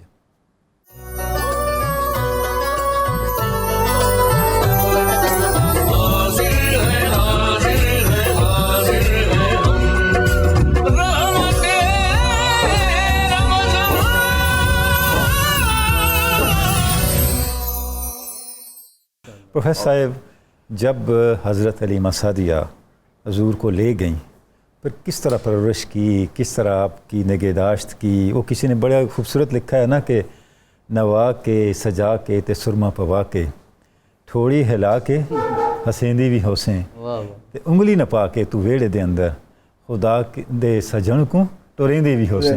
یہ شعر میاں داد صاحب کا اثر ہے جی، ہمیں بھی شعر یاد آنے شروع ہو گئے ہیں۔ بسم اللہ۔ ڈاکٹر تنولی صاحب، سیدہ حلیمہ کو نبی رحمت صلی اللہ علیہ وسلم نے خود چنا۔ سبحان اللہ۔ وہ فرماتی ہیں کہ میں جب آئی حویلی میں تو میں نے دیکھا کہ میرے محبوب صلی اللہ علیہ وسلم اوپر آپ کے اونی سفید کپڑا پڑا ہے، نیچے سبز رنگ کا، اور آپ نے اپنی مبارک آنکھیں بند کی ہوئی ہیں۔ اب فرماتی ہیں کہ میں حیران تھی کہ میں آپ کو کیسے جگاؤں۔ سبحان اللہ۔ لیکن جو ہی میں قریب ہوئی، نبی رحمت صلی اللہ علیہ وسلم نے نہ صرف یہ کہ آنکھیں کھولیں بلکہ مسکرائے۔ فرماتی ہیں کہ بس آپ کا مسکرانا دیکھنا تھا، میں وہیں اپنی جان ان کے حوالے کر چکی، میں ان پر فدا ہو چکی۔ سبحان اللہ۔ اب آپ لے کر جب گھر آئی ہیں تو ہر طرح سے، جس طرح ماں باپ، یعنی پہلے تو یہ دیکھیں کہ گھر کتنا پاکیزہ ہے، انہوں نے اپنے بیٹے کا نام بھی عبداللہ رکھا ہوا ہے۔ اس گھر میں آپ کا جو رضائی بھائی ہے ان کا نام بھی عبداللہ ہے۔ اب حلیمہ سعدیہ رضی اللہ عنہا جب حضور علیہ الصلوۃ والتسلیم کو جب آپ چلنے پھرنے کے قابل ہو گئے، آپ خود فرماتی ہیں کہ آپ ایک دن میں ایک ہفتے کے برابر بلکہ ایک مہینے کے برابر بڑے ہوتے تھے، اور آپ کو اپنی بیٹی شیمہ کے ساتھ بھیجتی۔ یہاں پر شیمہ کا ایک اپنا بیان بھی ہے. وہ کہتی ہیں کہ جب نبی اکرم رحمت عالم صلی اللہ علیہ وسلم ہمارے گھر میں تھے اور جب ہماری بکریاں چرنے کے لیے نکلتیں تو کوئی نہ کوئی بکری ان میں سے آ کر میرے بھائی کو سجدہ کرتی. واہ واہ واہ واہ. برکتیں ہم نے سنی، لیکن آپ چونکہ پوری مخلوق کے رسول ہیں اور آپ کو پتھروں نے کلمہ آپ کا پڑھا، اور جیسے کہ ذکر ہو رہا تھا آپ کے نور نے کیسی چمک دکھائی، چمک تجھ سے پاتے ہیں سب پانے والے، میرا دل بھی چمکا دے چمکانے والے. سبحان اللہ. اسی اثناء میں حضرت حلیمہ سعدیہ جو پورا ایک ان کے اوپر فدائیت کے ساتھ ان کی نگرانی کر رہی ہیں، وہاں پر ایک خوبصورت واقعہ رونما ہوتا ہے. اور وہ واقعہ آج جب ہم اس ذکر پاک کو سن رہے ہیں، اس سے بھی اگر ہم جوڑنے کی کوشش کریں تو یقیناً قیامت کے دن ہو سکتا ہے کہ ہماری بخشش کا سامان ہو جائے. سبحان اللہ. آپ کی بہن شیمہ کہتی ہیں کہ میں خواہش کرتی تھی کہ میرے سوا آپ کو کوئی نہ اٹھائے. کوئی مجھ سے لینے لگتا تو میں اس سے جھگڑتی کہ نہیں میں ہی آپ کو لوں گی. فرماتی ہیں کہ ایک دن میں اپنے بھائی کو ہنسا رہی تھی، گدگدیاں کر رہی تھی، پیار کر رہی تھی، اور آپ صلی اللہ علیہ وسلم کے مبارک دندان مبارک آ چکے تھے. ہنستے ہنستے آقائے دو جہاں صلی اللہ علیہ وسلم نے میرے بازو پر اپنے دانت مبارک رکھ دیے. اب وہ دانت کیا رکھے، آپ کے منہ مبارک کا اس کو یہ بوسہ کیا ہوا کہ جب بنو حوازن کے قیدی لائے گئے اور وہاں پر حضرت شیمہ جب حضور علیہ السلام کی خدمت میں آئیں، 60 سال کی عمر ہے، کافی بوڑھی ہو چکی ہیں، عرض کرتی ہیں کہ یا رسول اللہ پہچانا؟ آپ تو پہچانتے تو تھے، لیکن فرمایا کہ میں کیسے کہوں کہ تو میری بہن شیمہ ہے. کہنے لگی یہ دیکھیے جو آپ نے مور لگائی تھی نا، محبت کی سند، ہائے ہائے ہائے ہائے، یہ ہے وہ نشان. آج 92 یہ نشان لگا رہا ہے. سبحان اللہ سبحان اللہ.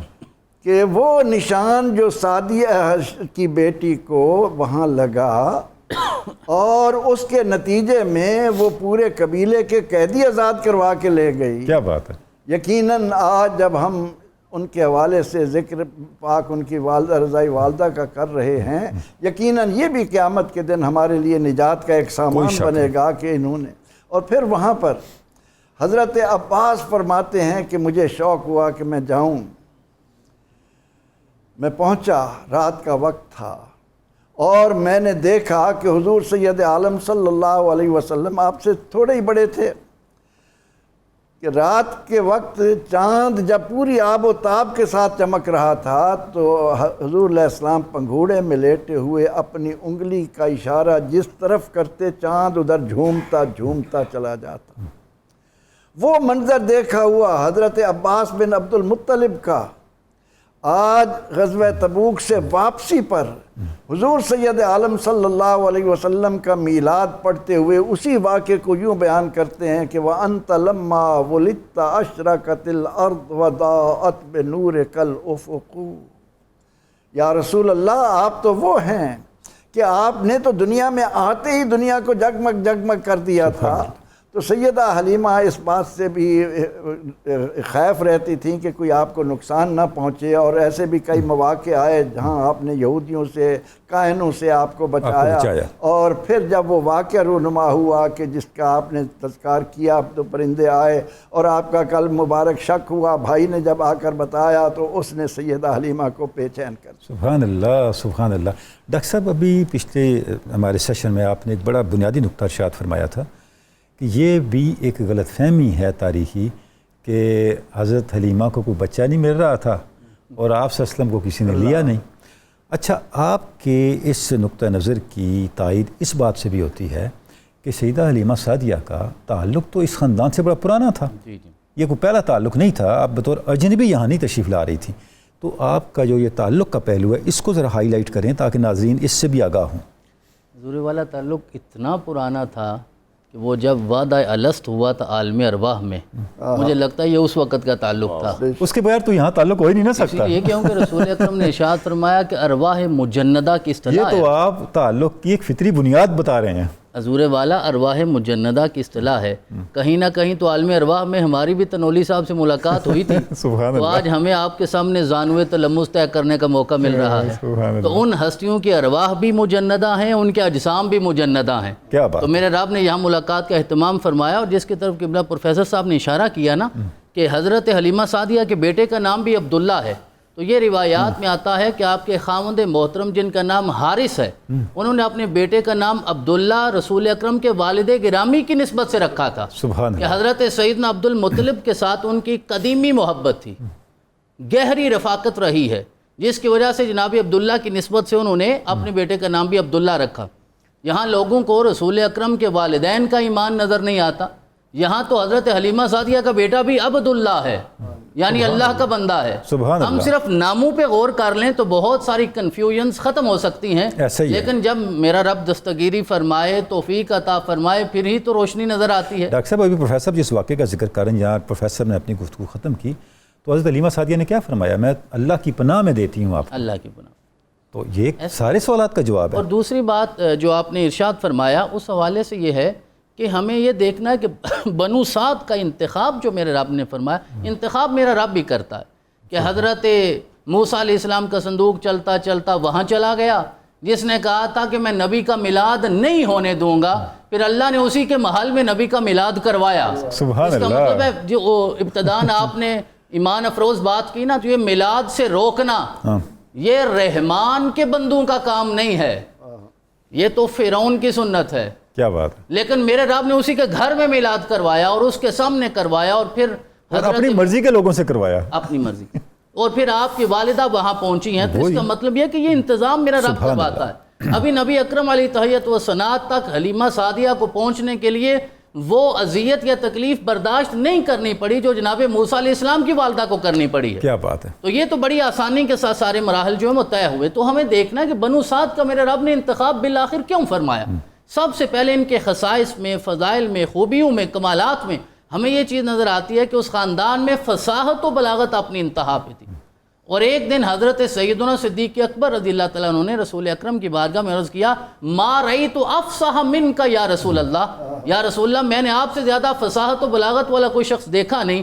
تو آپ نے ارشاد فرمایا، وما یمنعنی وانا من قریش وارضیت فی بنی سعد، کہ میں قریش سے ہوں اور قریش کو بھی میرے رب نے فصاحت و بلاغت عطا فرمائی ہے، اور میری رضاعت جو ہوئی ہے، یعنی جو میں نے پرورش ظاہراً پائی ہے، وہ بنو سعد میں پائی ہے.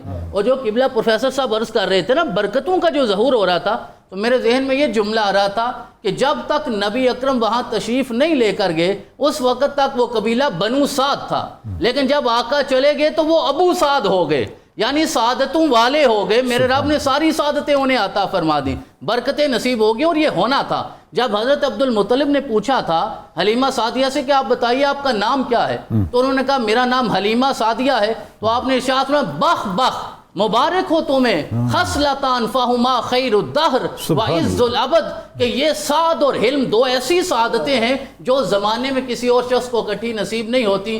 کیا تم یہ سعادت پاؤ گی کہ میرے پوتے کو دودھ پلاؤ؟ ہو سکتا ہے اس سعادت سے پہلے تو صرف حلیمہ تھی، اب میرا رب تمہیں سعدیہ بھی بنا دے گا. تو لہذا یہ فصاحت و بلاغت ہے، مہمان نوازی ہے، جفا کشی ہے، محنت کا جذبہ ہے، اور سب سے بڑھ کر اس خاندان میں ایفاء عہد نظر آتا ہے. اور خلیفہ دوم مراد رسول کہا کرتے تھے، تمعددوا واخشوا شنو، کہ اہل عرب تم اپنے بچوں کو اتنا مضبوط بناؤ جس طرح ہمارے جد امجد ماد کو میرے رب نے مضبوط بنایا تھا، جفا کش بناؤ. تو ان فضائل اور خصائص کی بنیاد پہ میرے رب نے رضاعت کے لیے اس خاندان کے سبحان اللہ. ڈاکٹر صاحب سبحان اللہ. پروفیسر واصل اویس صاحب، اب وہ مرحلہ آ گیا کہ حضرت سیداتنا حلیمہ سعدیہ آپ صلی اللہ علیہ وسلم کی بارگاہ میں آتی ہیں، قبول اسلام کا اعلان فرماتی ہیں، اور آپ صلی اللہ علیہ وسلم کس طرح تکریم کرتے ہیں.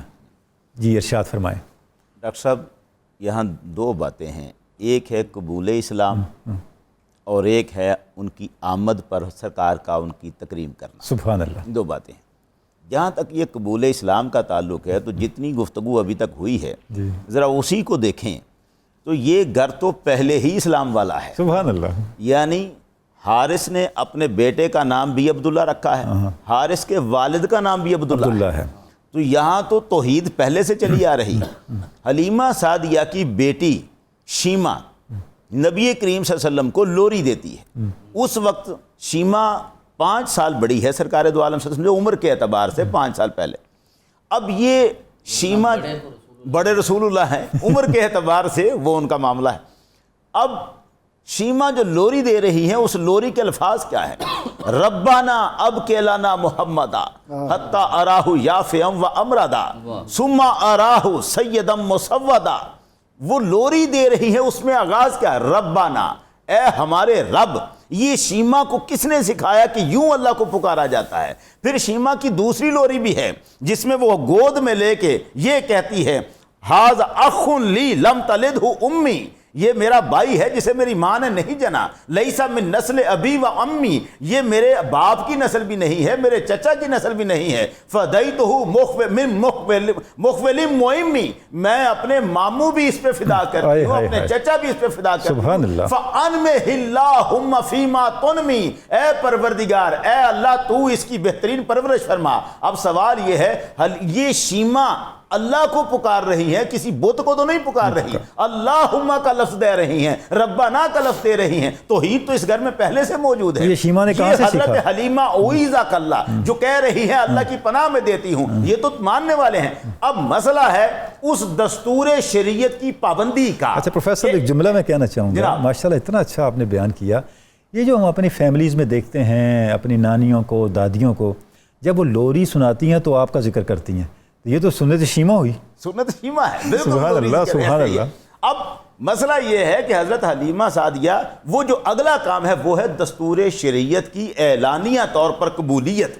لوگوں کے سامنے کھل کے آ جائے کہ قلادہ اتباع نبوی وہ اپنے گلے میں ڈالا جا رہا ہے. اس کے لیے فتح مکہ کے بعد حضرت حلیمہ سعدیہ اپنے شوہر کے ساتھ اور بچے کے ساتھ تشریف لاتی ہیں.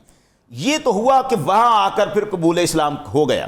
لیکن حلیمہ سعدیہ رضی اللہ تعالیٰ عنہ اس وقت پہلی دفعہ نہیں آئی تھی. سرکار دو عالم صلی اللہ علیہ وسلم کے پاس ان کی آمد کا معاملہ تو چلتا رہا ہے. حضور کے اعلان نبوت سے پہلے بھی حضرت خدیجہ رضی اللہ تعالیٰ عنہ اس وقت بھی حضرت حلیمہ سعدیہ آئی ہیں, اور قحط تب بھی پڑا ہوا تھا. سرکار دو عالم صلی اللہ علیہ وسلم کی رعایت کرتے ہوئے حضرت خدیجہ رضی اللہ تعالیٰ عنہ نے 40 بکریاں اور 1 اونٹ سامان سے لدا ہوا وہ ان کو دیا تھا. پھر وہ گاہے گاہے آتی رہی ہیں.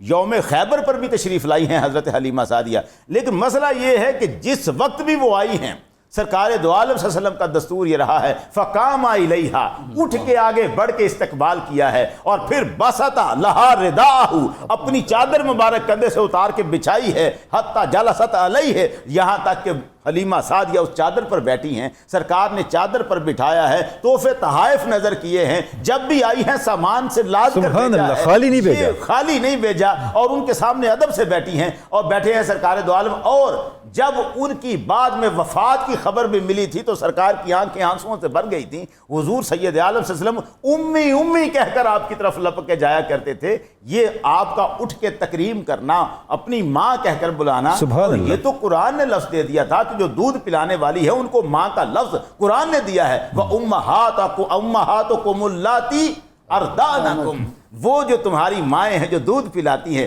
تو ماں کا لفظ دیا ہے قرآن نے. اس لفظ کے اندر ہی وہ سارا ادب, وہ سارا سٹیٹس چھپا ہوا ہے. تو نبی اکرم صلی اللہ علیہ وسلم نے اس کی بھرپور رعایت کی اور محبت کے ساتھ پیش آئے ہیں جب بھی حضرت حلیمہ سعدیہ رضی اللہ عنہا. سبحان اللہ پروفیسر, سبحان اللہ.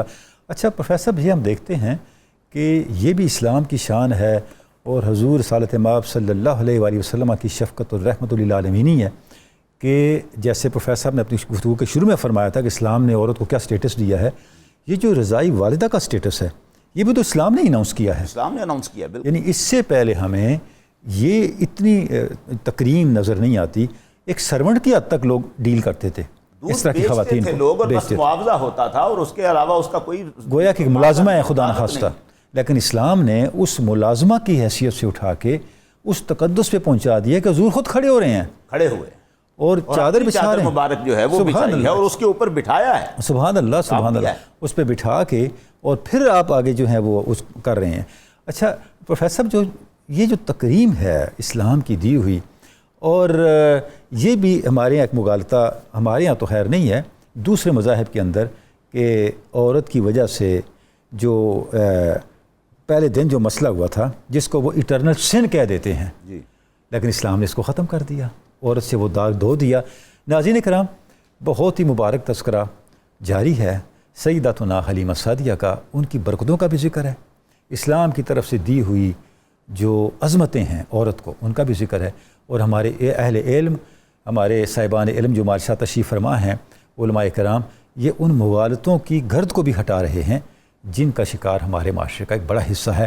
یہ نوری تذکرہ جاری ہے، جاری رہے گا۔ ہم نے ایک مختصر سی بریک لینی ہے، آپ ہمارے ساتھ رہیے گا، بریک کے بعد آپ سے پھر ملاقات ہوتی ہے۔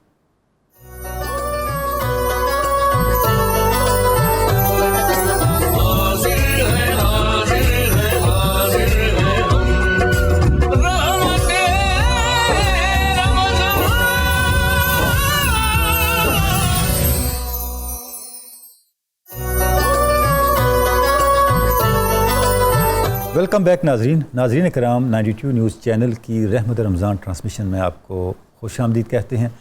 تذکرہ جاری ہے سیداتنا حلیمہ سعدیہ، حلیمہ امینہ کا، کہ کن سعادتوں کا اللہ رب العزت نے ان کو مالک بنایا، اور ان کے تذکرے کی برکت سے وہی سعادتیں، وہی خوش نصیبیاں اللہ کی بارگاہ سے سمیٹنے کی ہم بھی آج اس کوشش میں لگے ہیں۔ پروفیسر صاحب، جب ہم سیدہ حلیمہ سعدیہ کا تذکرہ کرتے ہیں تو آپ کی اولاد پاک، اجداد کا ذکر تو ہوا، آپ کے خاندان کا ذکر ہوا، تو آپ کی اولاد کے والے سے بھی کچھ تھوڑا سا تذکرہ ہوا، عبداللہ، شیبہ، بقیہ، جو کچھ ارشاد فرمائیں۔ پروردگار عالمین نے سیدہ حلیمہ کو 4 بچوں سے نوازا۔ سبحان اللہ۔ عبداللہ، حذافہ اور شیمہ اور انیسہ۔ ٹھیک۔ یہاں پر میں ایک بات عرض کروں کہ سیدہ حلیمہ کو اللہ نے 4 بیٹے دیے۔ جب وہ حضور سید عالم صلی اللہ علیہ وآلہ وسلم کو لے کر آئیں تو اس وقت ان کا بیٹا عبداللہ بھی دودھ پیتا تھا۔ اچھا۔ اور حلیمہ سعدیہ کی زبان اقدس سے حضور سید عالم صلی اللہ علیہ وسلم کے بچپنے کا عدل دیکھیے۔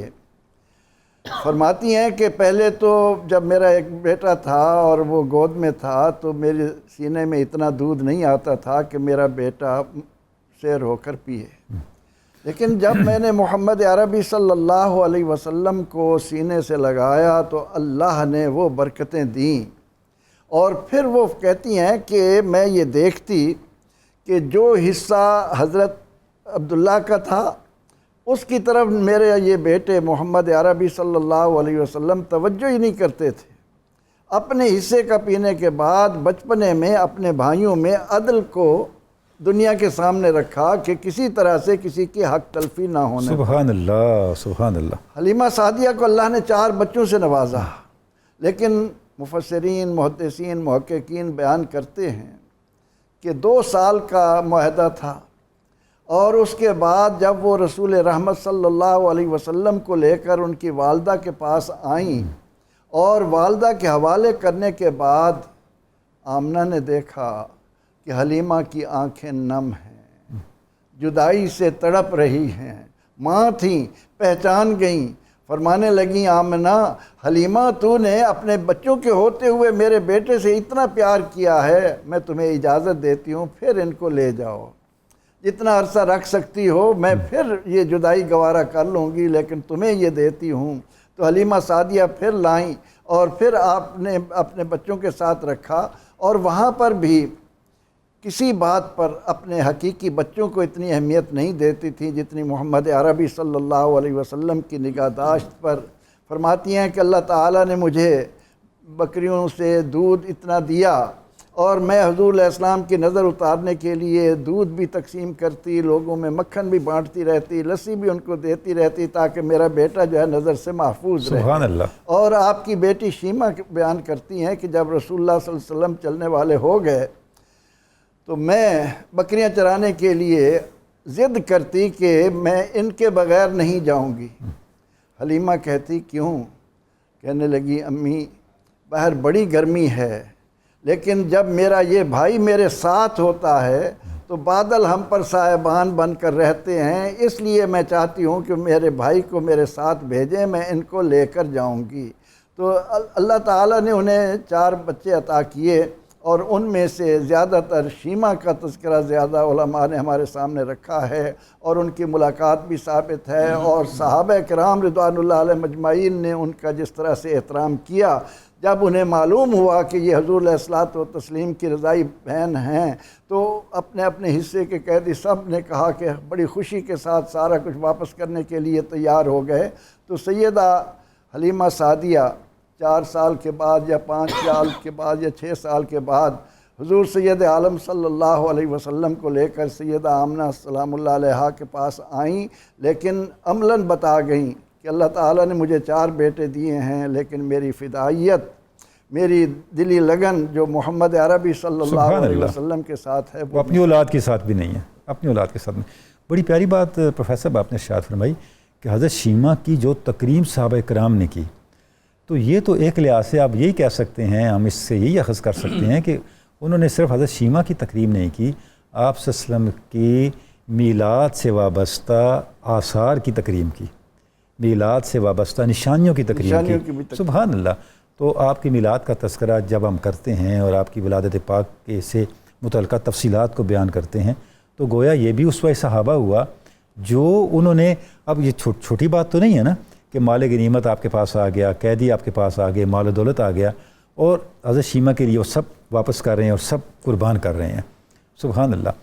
ڈاکٹر صاحب، آپ کا انتقال، سیدہ حلیمہ سعدیہ کا، آپ کی تدفین، آخری ایام، اس پہ کچھ ارشاد فرمائیں۔ حضور والا آپ کے انتقال کے حوالے سے روایات تو 2 ہیں، جی، لیکن جو زیادہ معروف ہے وہ یہ ہے کہ جس سال مکہ فتح ہوا یعنی 8 ہجری، اس میں آپ کا انتقال ہوا، آپ کا وصال ہوا رسول اکرم علیہ تحیت و ثنا کی ظاہری حیات طیبہ میں، یعنی آپ کی ظاہری حیات طیبہ میں آپ کی 3 ماؤں کا انتقال ہوا ہے۔ اللہ حضرت سیدہ آمنہ کا بھی ہوا، جناب فاطمہ بنت اسد کا بھی ہوا، اور جناب حلیمہ سعدیہ کا بھی ہوا۔ سبحان اللہ۔ اور یہ 8 ہجری کی بات ہے جس سال میں مکہ فتح ہوا، اور پھر آپ کو جنت البقیع میں دفن کیا گیا ہے۔ تو آپ کی آج بھی قبر مبارک وہاں ہے، اور لوگ حاضر ہوتے ہیں اور برکت کے لیے دعائیں کرتے ہیں۔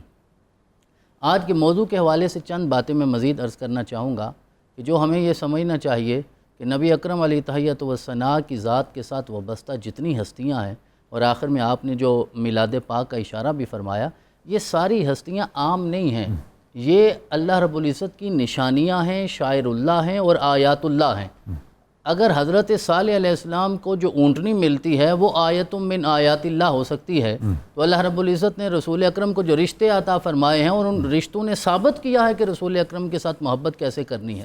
اب ذرا دیکھیے ان ہستیوں کی عظمت پہ ہم قربان جائیں کہ ظاہری طور پہ رسول اکرم کا نسبی اور نسلی اور جسمانی نہ کوئی بھائی ہے نہ بہن ہے، لیکن جناب شیما کو اور شیما کو جو دونوں طرح بولا جاتا ہے، انہیں رب رحمان نے رسول اکرم کی قیامت تک کے لیے بہن بنا دیا ہے، اور جناب عبداللہ کو بھائی بنا دیا ہے۔ اور رسول اکرم نے تبھی انصاف فرمایا تھا اس کیفیت میں کہ آپ نے اپنے بھائی کے حصے کا دودھ بھی نہیں پیا تھا، یعنی صادق و امین جو ہوئے، صادق و سبحان اللہ، وہ امانتداری تو دکھانی تھی، ہی عدل و انصاف قائم کرنے کے لیے نا، اس سے زیادہ عدل و انصاف کی بات کیا ہو سکتی ہے۔ اور جب رسول اکرم اس گھر میں ہے، اور یہ ابتدان بات پروفیسر صاحب نے اشارہ کیا کہ رسول اکرم کی ظاہری جو نشو و نما ہے اتنی جلدی ہو رہی تھی، اتنی جلدی ہو رہی تھی کہ 9ویں مہینے میں رسول اکرم نے کلام کرنا بھی شروع کر دیا تھا۔ اور فصاحت و بلاغت کا عالم یہ ہے کہ رسول اکرم نے سب سے پہلے اپنی زبان سے جو الفاظ ادا کیے وہ یہ تھے، اللہ اکبر کبیرہ والحمد للہ کثیرہ وسبحان اللہ بکرۃ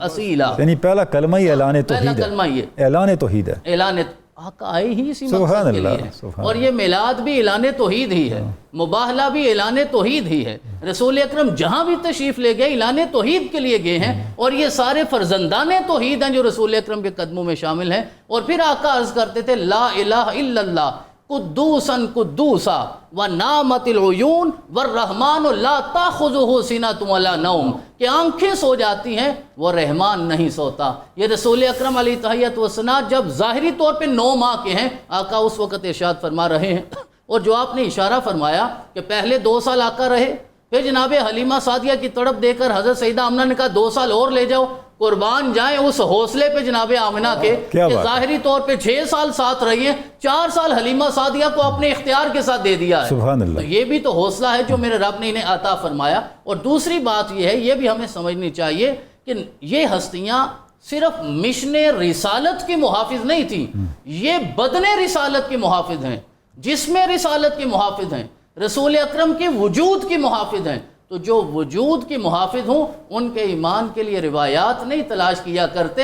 اللہ نے درایت نہیں انہیں مومن بنایا ہے. اگر انہیں ایمان نہ بخشا ہوتا تو رسول اکرم کی ذات انہیں نصیب ہی نہ ہوتی. تو یہ ساری سعادتیں، یہ ساری برکتیں میرے رب نے اس ہستی کو عطا فرمائی. اور ابن جوزی یہ روایت کرتے ہیں کہ رسول اکرم کی بارگاہ میں یہ جب حاضر ہوتی تھیں تو حضرت سیدہ خدیجہ الکبریٰ نے ایک موقع پہ انہیں 40 بکریاں اور ایک اونٹ عطا فرمایا. یہ ابن جوزی نے رقم کیا ہے.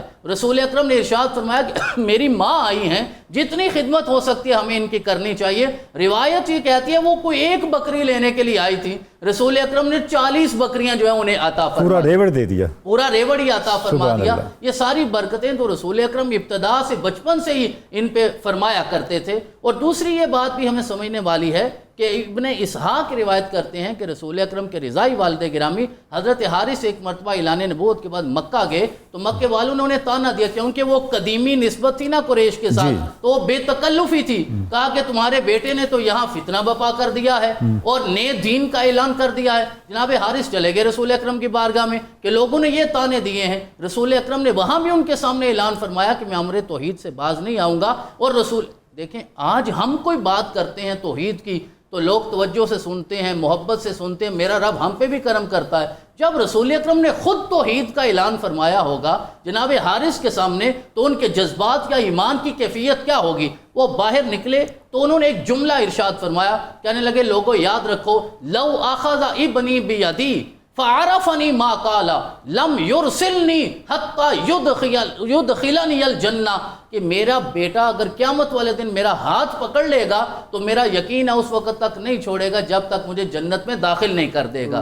اس کا مطلب یہ ہوا کہ انہوں نے یہ بات کہنے سے پہلے اندر کوئی کمٹمنٹ کر کے آئے ہیں نا، اور انہیں تو بچپن سے ساری سبحان اللہ، نظر آ رہی تھی. اور سبحان یہ بات بھی یقیناً آج کے موضوع میں ہمیں سمجھنی ہے کہ یہ رضائی رشتوں کا جو تقدس ہے یہ صرف اسلام نے دیا ہے. آج جو انسانی حقوق کے ٹھیکیدار ہیں انہیں سمجھنا چاہیے کسی اور مذہب میں اس رشتے کو تو رشتہ سمجھا ہی نہیں جاتا، یہ صرف اسلام نے سمجھایا ہے. وَأُمَّهَاتُكُمُ اللَّاتِي أَرْضَعْنَكُمْ وَأَخَوَاتُكُمْ مِنَ الرَّضَاعَةِ، تو مائیں جو رضائی ہیں اور بہنیں جو رضائی ہیں، یہ سارے رشتے، یہ تقدس اللہ رب العزت نے رسول اکرم کے ذریعے انسانیت کو عطا فرمائے ہیں. لہذا حضرت سیدہ حلیمہ سعدیہ کی ذات وہ ہے کہ جس کا انتخاب میرے رب نے فرمایا ہے اور رسول اکرم کی ماں بنایا ہے. انہوں نے ماں بن کے دکھایا. اور حضرت شیمہ جو لوری دیا کرتی تھی جس کی طرف پروفیسر صاحب نے اشارہ کیا کہ یا ربنا ابق لنا محمدا حتی اراہ یافیان و امرادا، حتی اراہ یافیان و امرادا کا معنی یہ ہے کہ میرے مولا مجھے اتنی زندگی دے کہ میں اپنے بھائی کو گبرو جوان بنتا ہوا دیکھوں. پہلے مصرے کا بھی ترجمہ کر دیں ناظرین کے، یہ پورے شعر کا، ابق لنا محمدا، کہ ہمارے رب ہمارے لیے محمد الرسول اللہ کو باقی فرما، آپ کی نعمتیں ہمیں عطا فرما، آپ کی برکتیں ہمیں عطا فرما. حتی اراہ یافیان و امرادا ثم اراہ سیدا مسودا، اور پھر میں یہ دیکھوں کہ آپ سردار بنے ہیں، آپ آقا بنے ہیں، آپ مولا بنے ہیں. پتہ نہیں کیسے صداقت سے انہوں نے لوری دی تھی کہ اللہ نے یہ ساری آرزویں پوری کی ہیں. اور پھر انہوں نے یہ دعا بھی کی اپنی لوری میں کہ وَأَقْبِتْ أَعَادِيهِ مَعًا وَالْحُسَّدَا، کہ جتنے بھی ان کے دشمن ہیں یا حاسد ہیں ان کو غارت فرما، ان کو ختم فرما، وہ کائنات میں موجود ہی نہ رہیں. وَعَتِهِ الْعِزَّ يَدُومُ الْأَبَدَ، اور انہیں ایسی عزت عطا فرما جو ہمیشہ قائم رہنے والی ہے. تو اس لوری کو میرے رب نے ایسی صداقت عطا فرمائی جو آپ نے اشارہ کیا کہ آپ کوئی بھی اپنے بچوں کو لوری دے، کوئی بھی ماں لوری دے، اس لوری میں جناب حلیمہ سعدیہ کا نام بھی آئے گا، جناب شیمہ کا نام بھی آئے گا، کیونکہ میرے رب نے ان کی یہ سنت بنا دی. سبحان اللہ ڈاکٹر صاحب، سبحان اللہ، سبحان اللہ. اور کیا یہ آئینہ ضمیر ہستیاں تھیں کہ جو چیزیں بعد میں ہونی ہیں، یہ سارے تو ہونا تھا نا، اللہ کا نظام تھا اور آپ سے سمائش لیے تھے، اس کا عکس ان کی لوریوں میں پہلے جھلک رہا تھا. سبحان اللہ. پروفیسر صاحب، جیسا بھی ذکر ہوا، کیا یہ بات کہنی درست ہے کہ جب بھی حضور کے میلاد کا ذکر ہوتا ہے یا ہوتا رہے گا، آپ کے خاندان کے علاوہ اگر کسی ہستی کا سب سے بڑھ کے ذکر ہے تو سیداتنا حلیمہ ہیں؟ اچھا، یہ ذکر نظم میں بھی ہے، نثر میں بھی ہے، ہر زبان میں ہے، تو اس پر ارشاد فرمائیں یہ جو آپ کے ذکر کو اللہ نے بلندی عطا کر دی۔ ڈاکٹر صاحب پہلی بات تو یہ ہے کہ نبی اکرم صلی اللہ علیہ وآلہ وسلم کا جو میلاد ہے، ولادت ہوئی، تذکرے ہوئے، لیکن حضور کے چاہنے والے شروع دور سے ہی مختلف مقامات پر تذکرہ آپ کی ولادت کا کرتے رہے۔ ٹھیک ہے۔ غزوہ تبوک سے سرکار واپس آئے ہیں، 30,000 صحابہ ساتھ ہیں، اور اس موقع پر حضرت عباس رضی اللہ تعالیٰ عنہ جو اشعار پڑھتے ہیں وہ میلاد ہی تو ہے۔ سبحان اللہ۔ من قبلہا طبت فی الظلال وفی مستودع حیث یخسف الورق ثم حبت البلاد لا بشر انت ولا مدغۃ ولا علق، پھر بل نطفۃ ترکب السفینہ وقد الجم نصرا واہلہ الغرق ورت نار الخلیل مقتتما انت فی صلبہ فکیف یحترق۔ آگے وہ ارشاد فرماتے ہوئے آ کے کہتے ہیں انت لما ولدت اشرقت الارض وضاءت بنورک الافق۔ یہ سارا کا سارا حضور کی ولادت ہی کا تو حال تھا۔ سبحان تو اللہ۔ یہ میلاد نامے تو ان چلتے اشعار ہیں۔ کا ذرا ترجمہ بھی ہو اب جائے ذرا تاکہ ناظرین کر دیتے ہیں ترجمہ بھی اس کا۔ بسم اللہ۔ من قبلہا طبت فی الظلال وفی مستودع حیث یخسف الورق۔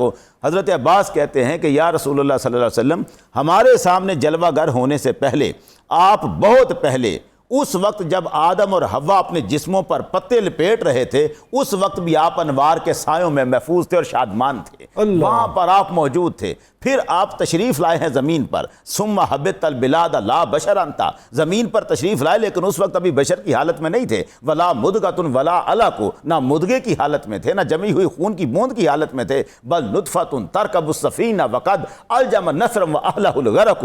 حضور آپ ایک پاکیزہ قطرے کی صورت میں تھے، آپ نوح کی کشتی میں سوار ہوئے جس وقت اس کے نصر کے ماننے والوں کو غرق کر دیا گیا تھا۔ ورت نار الخلیل مقتتما انت فی صلبہ فکیف یحترق۔ یا رسول اللہ، جب ابراہیم علیہ السلام کو آگ میں پھینکا جا رہا تھا، چھپے چھپے آپ بھی اس آگ میں جا رہے تھے، آپ ابراہیم علیہ السلام کی پشت میں موجود تھے، تو آگ ان کو کیسے جلا سکتی تھی؟ تنقل من صالب الی رحم اذا بدا عالم مدا طبق۔ سرکار جس وقت حضور آپ ایک صلب سے ایک رحم کی طرف منتقل کیے جاتے تھے، آپ کا ایک عالم ختم ہوتا تھا، ایک نیا شروع ہو جاتا تھا۔ چلتے چلتے انت لما ولدت اشرقت الارض وضاءت بنورک الافق۔ حضور جب آپ پیدا ہوئے، زمین پہ تشریف لائے، آپ کی ولادت ہوئی تو آپ کے نور سے دنیا منور ہو گئی۔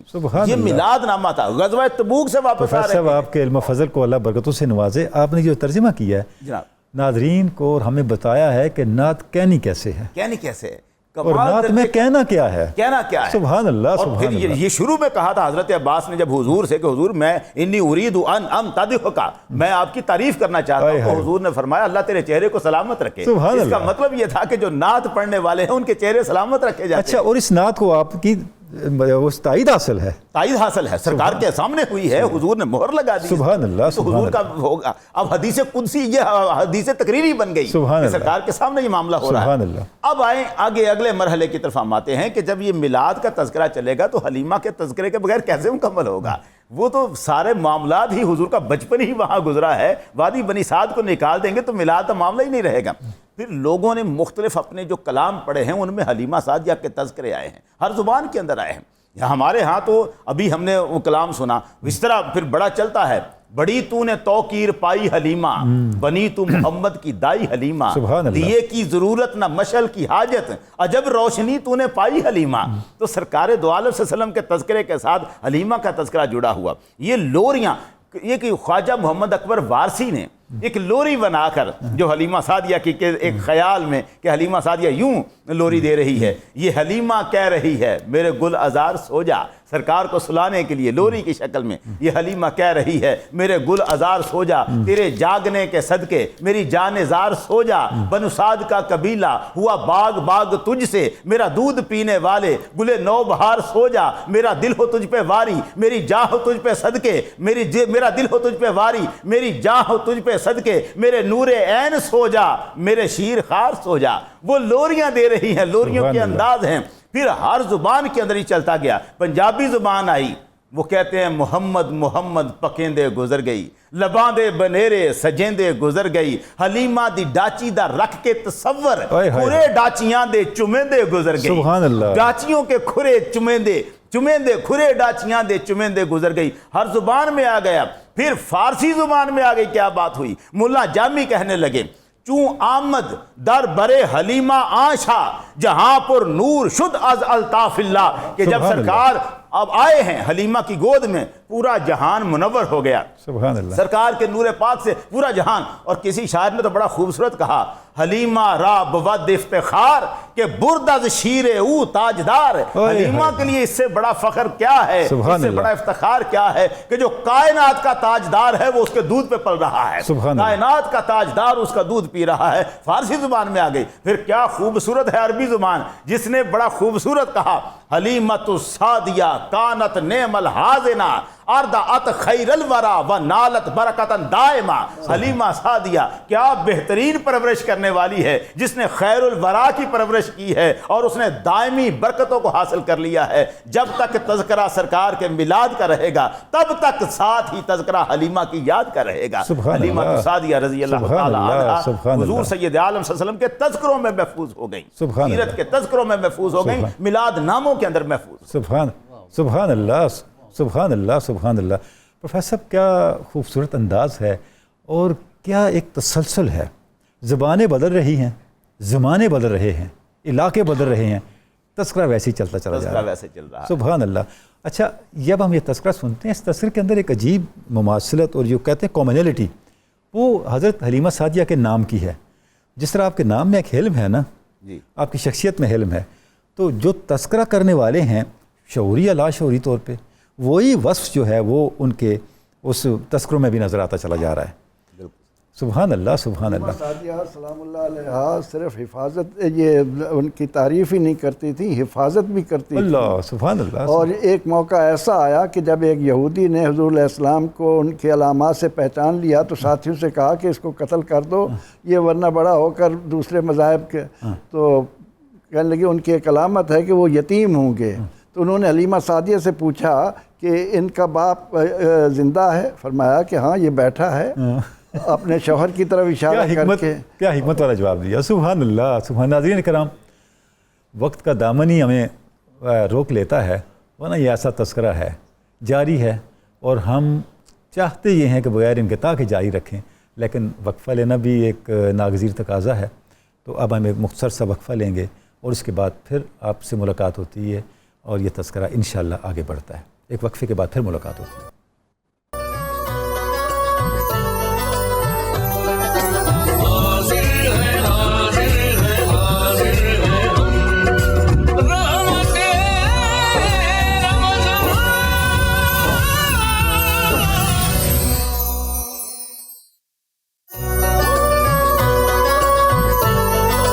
ویلکم بیک ناظرین کرام، 92 نیوز چینل کی رحمت رمضان سحری ٹرانسمیشن میں آپ کو ایک بار پھر خوش آمدید کہتے ہیں۔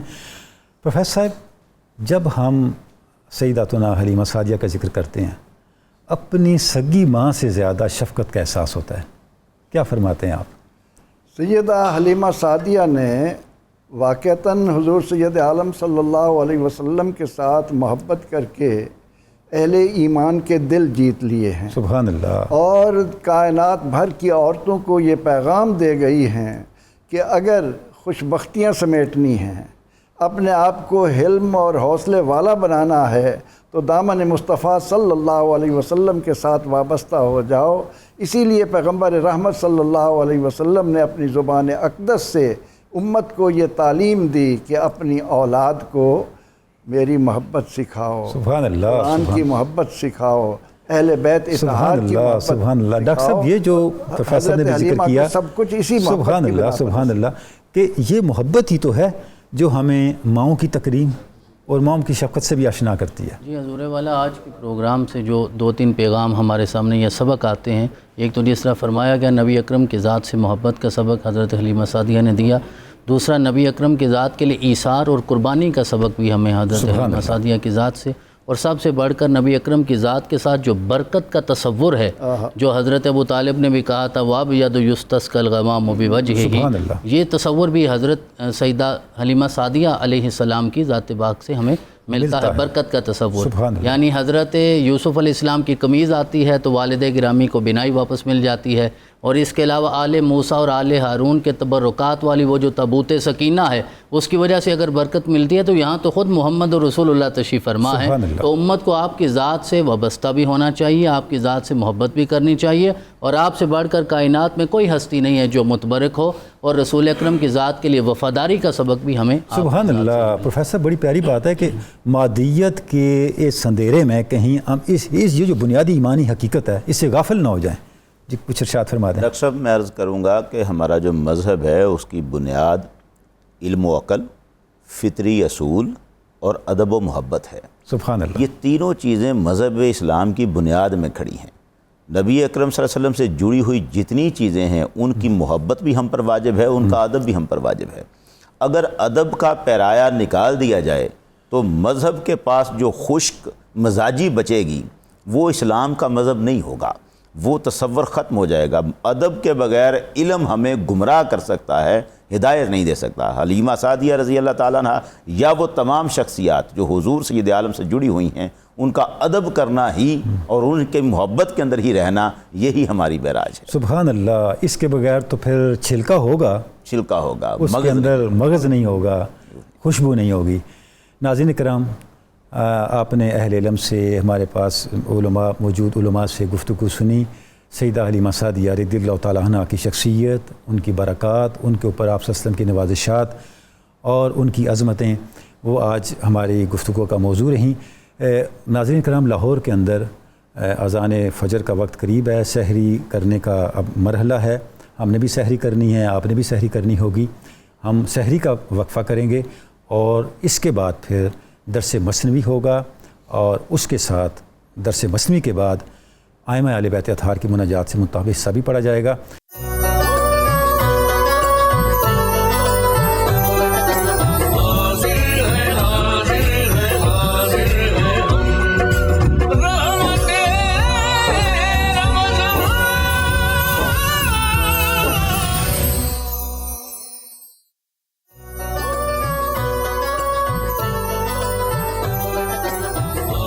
ویلکم بیک ناظرین کرام. 92 نیوز چینل کی رحمت رمضان ٹرانسمیشن میں آپ کو خوش آمدید کہتے ہیں. وقت ہوا ہے درس مثنوی کا.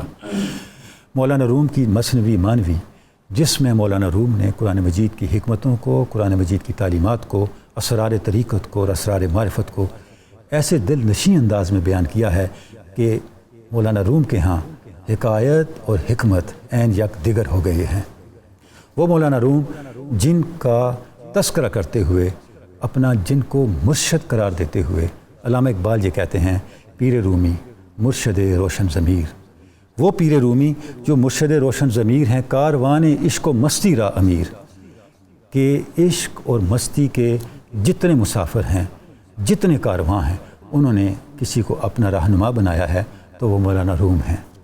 سبب یہ ہے کہ یہ وہ مولانا روم ہیں, وہ عظیم ہستی ہیں, منزلش برتر از ماہ و آفتاب, خیمہ را از کہہ کے شان سازت تناب. یہ وہ ہستی ہیں کہ جن کی منزلیں اتنی بلند ہیں کہ ان کی منزلیں ماہ و آفتاب سے بھی آگے ہیں. وہ ستارے جن کو دیکھ کے لوگ اپنے مقدر کا تعین کرتے ہیں, اپنے مقدر کو پہچانتے ہیں. مولانا وہ ہستی ہیں جب اپنا خیمہ لگاتے ہیں تو اس خیمے کی رسی ان ستاروں اور ان کہکشاؤں کے ساتھ باندھتے ہیں. اتنا بلند تر مقام مولانا روم کو کیوں ملا؟ سبب یہ ہے نور قرآن درمیان سینہ اش, جام جم شرمندہ از آئینہ اش, کہ ان کا سینہ قرآن مجید کے نور سے آباد ہے, اور اس نور نے ان کے سینے کو اتنا اجلا, اتنا روشن اور اتنا اسرار نما کر دیا ہے کہ جام جم بھی آپ کے سامنے شرمندہ ہے. آج ہم مثنوی مانوی سے جو اشعار منتخب کر کے ناظرین کرام آپ کے لیے لائے ہیں, ان میں مولانا روم کا یہی فہم قرآن, یہی نور قرآن جھلکتا ہے کہ وہ کس طرح سے قرآن مجید کو سمجھتے ہیں اور پھر ہمیں سمجھاتے ہیں. ناظرین کرام, مولانا روم فرماتے ہیں کہ اللہ کی عطائیں اتنی زیادہ ہیں ان کا شمار نہیں ہو سکتا.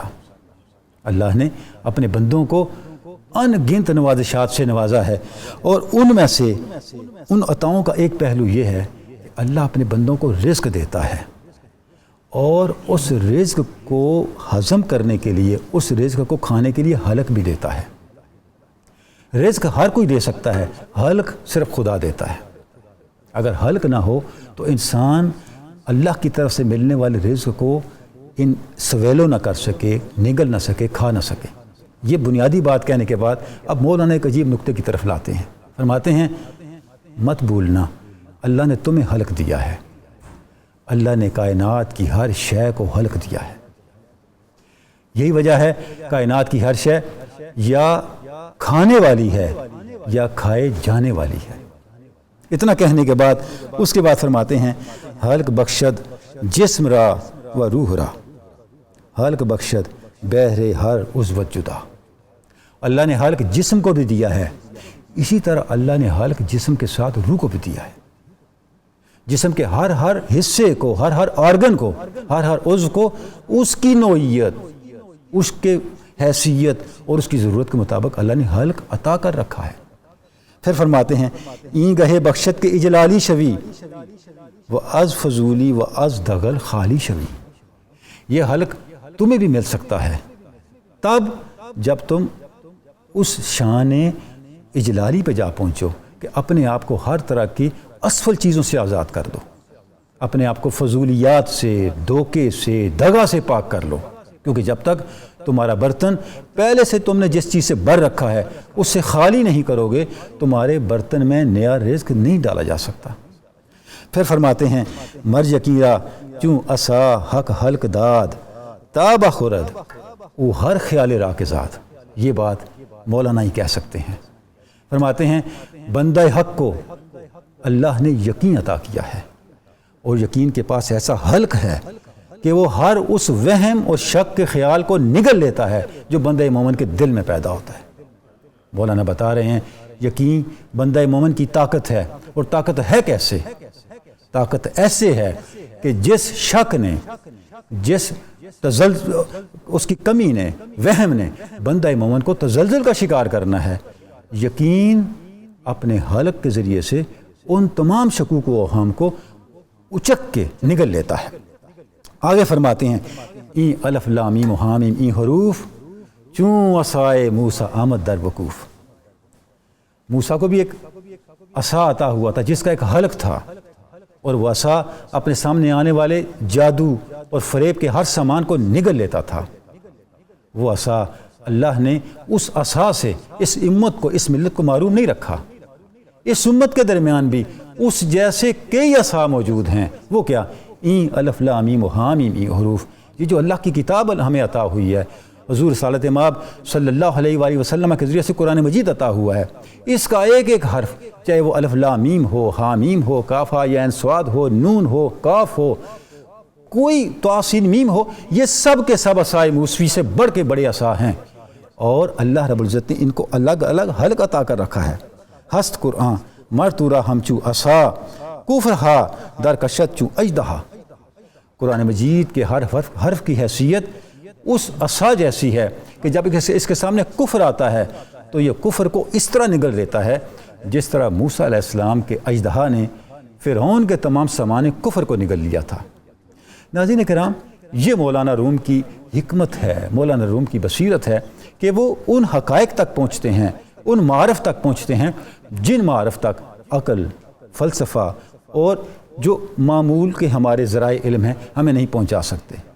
اسی لیے مولانا کی مثنوی کو ہم مثنوی معنوی کہتے ہیں کہ مولانا کی مثنوی ہمیں قرآن مجید کی روح سے آشنا کرتی ہے، قرآن مجید کے معنی سے آشنا کرتی ہے، اور قرآن مجید کی اس تاثیر سے آشنا کرتی ہے جو تاثیر ہماری عقل کی آنکھوں سے اوجھل ہوتی ہے۔ اور اس سے آگے بڑھ کے مولانا یہ بھی بتاتے ہیں یہ تاثیر ہے، اب اس تاثیر کو پانا کیسے ہے، اس تاثیر تک پہنچنا کیسے ہے، اور اس تاثیر سے اپنے آپ کو اس منصب تک کیسے لے کے جانا ہے جس منصب تک ہمیں قرآن پہنچانا چاہتا ہے یا جس منصب پہ قرآن مجید ہمیں دیکھنا چاہتا ہے۔ یہ جو مولانا روم نے ایک پورے کا پورا پیٹرن بیان کیا ہے قرآن مجید کی تفہیم کا، اور اس کے پیچھے ایک بڑی بنیادی اس کا جو پری ریکوزٹ ہے وہ پہلے بیان کیا ہے کہ ہم قرآن مجید کے اس نور سے اور قرآن مجید کی اس تاثیر سے اس وقت مستفید ہو سکتے ہیں، اس وقت مستنیر ہو سکتے ہیں جب ہم اپنے شعور کو، اپنے باطن کو، اپنے مافی ضمیر کو اس سامان سے الگ کریں، ان چیزوں سے الگ کریں جو ہم نے خود اپنے اس باطن کے برتن کو بھرنے کے لیے محنت کر کر کے اس کے اندر ٹھونسی ہوئی ہیں. جب تک وہ از فضولی وہ از دغل خالی شوی اس سے خالی نہیں ہوگا اس وقت تک یہ قرآنی انوار اس کے اندر نہیں سما سکیں گے. ناظرین کرام، اب ہم ایک بریک لیں گے. اس کے بعد ائمہ اہل بیت اطہار کی مناجات سے ہم ایک منتخب حصہ پڑھیں گے. بریک کے بعد آپ سے پھر ملاقات ہوتی ہے.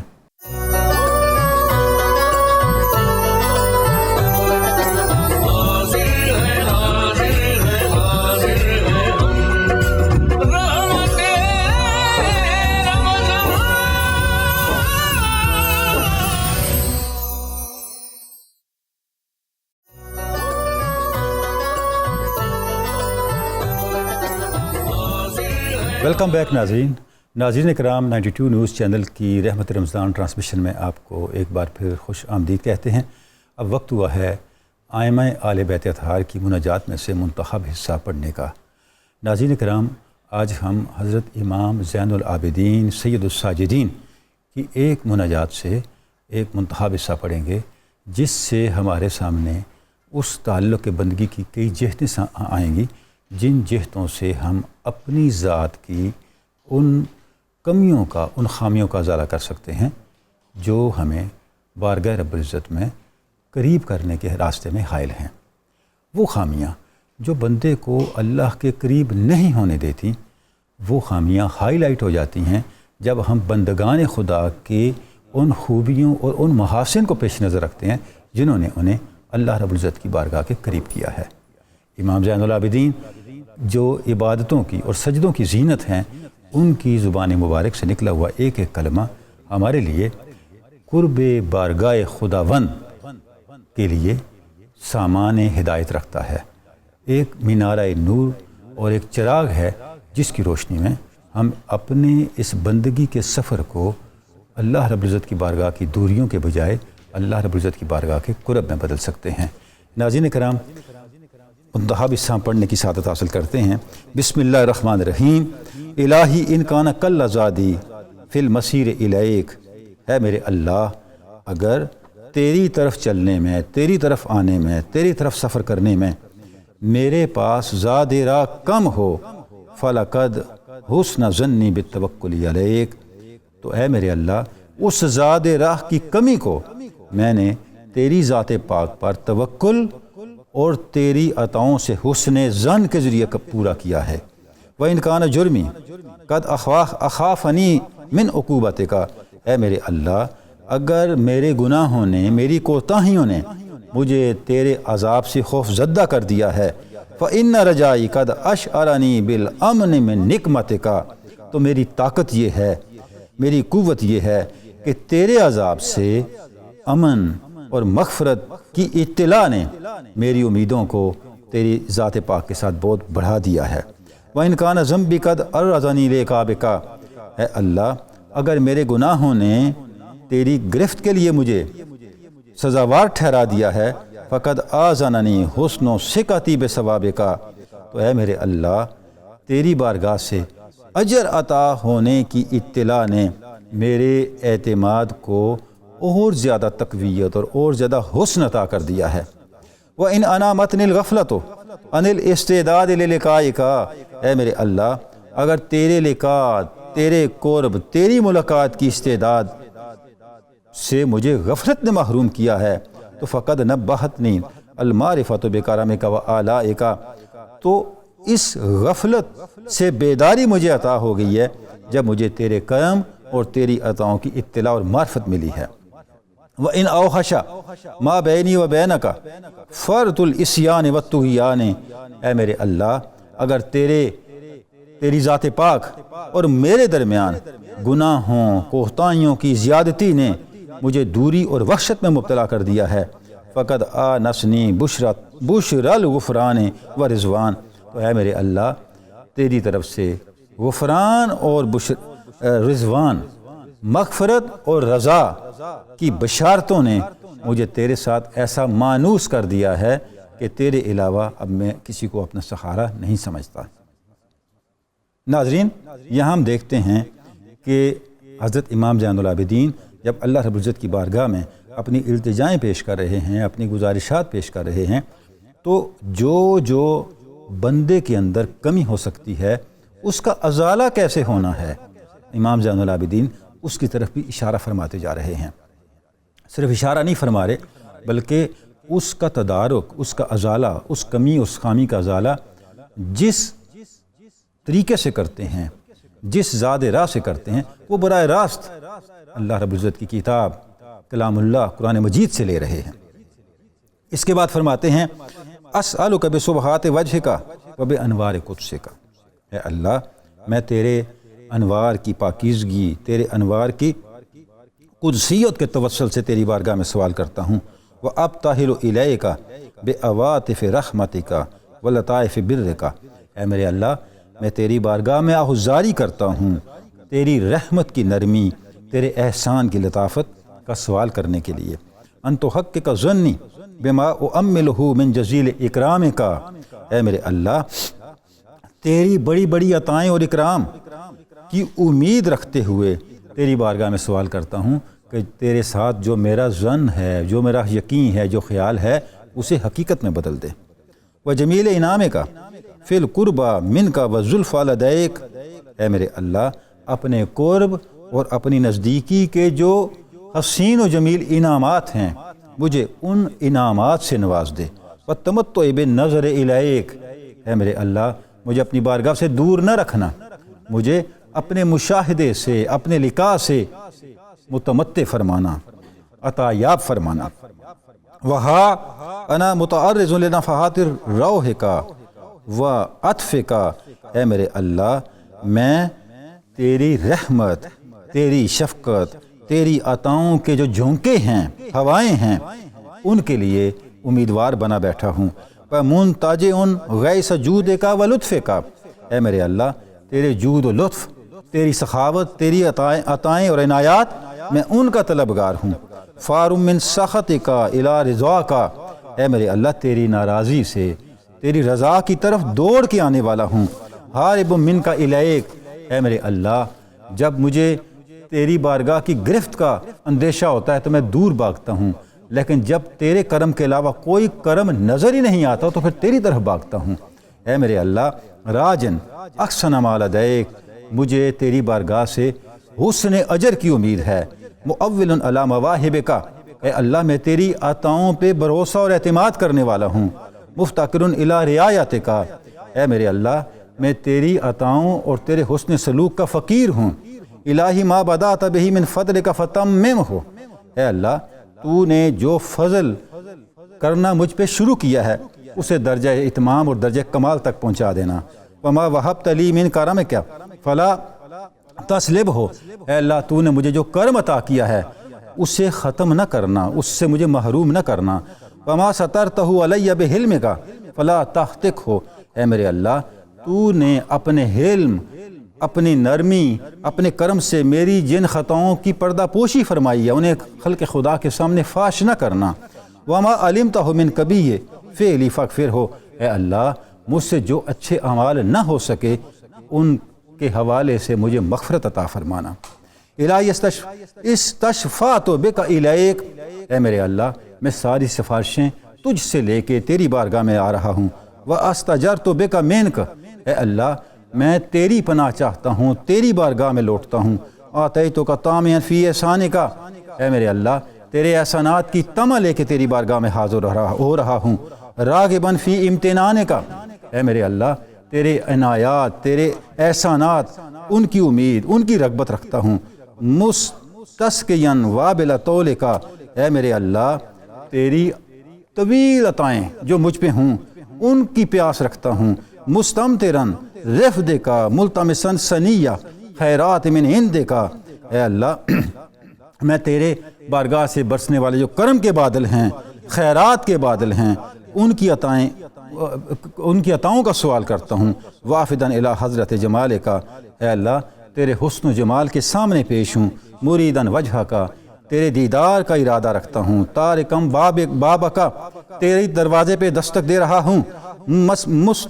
مستقینا لعظمتک و جلالک، اے میرے اللہ تیرے جلال اور تیری عظمت کے سامنے میں عاجز ہوں۔ ففعل بما انت اہلہ من المغفرۃ والرحمت، اے اللہ اپنی مغفرت اور رحمت کا میرے ساتھ وہ معاملہ کر جو تیرے شایان شان ہے، ولا تفعل بی ما انا اہلہ من العذاب والنقمت، اے میرے اللہ میرے ساتھ وہ معاملہ نہ فرمانا جو عذاب اور میرے گناہوں کی وجہ سے جس کا میں مستحق ہوں، برحمتک یا ارحم الراحمین، اے اللہ ہے سب رحم کرنے والوں سے بڑھ کے رحم کرنے والے، تیری رحمت کا بھروسہ، تیری رحمت کے تصدق سے تیری بارگاہ میں سوال پیش کر رہا ہوں۔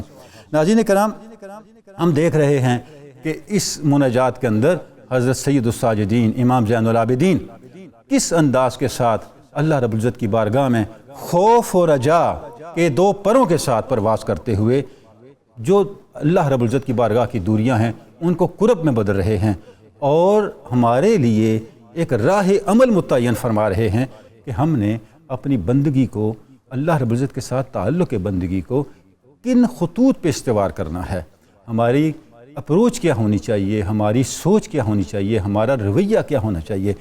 ناظرین کرام، اللہ رب العزت کی بارگاہ میں جب ہم دست دعا بلند کرتے ہیں، یہ دعا صرف ایک رسم نہیں ہے، زبان سے کچھ الفاظ ادا کرنا نہیں ہے، دعا اس وقت مؤثر ہے، اس وقت مستجاب ہے، اس وقت اللہ رب العزت کی بارگاہ میں درجہ قبولیت پہ پہنچتی ہے جب اس کے پیچھے ہماری پوری شخصیت جو ہے وہ فعال اور ایکٹیو ہو کے انوالو ہوتی ہے، ہماری اپروچ، ہمارا رویہ، ہمارا عمل، طرز فکر، یہ سب کچھ مل کے دعا کے بے جان الفاظ میں جان ڈال کے انہیں وہ آہ رسا بناتے ہیں جو اللہ رب العزت کی بارگاہ میں دعا سے مدعا تک ہمیں پہنچاتی ہے۔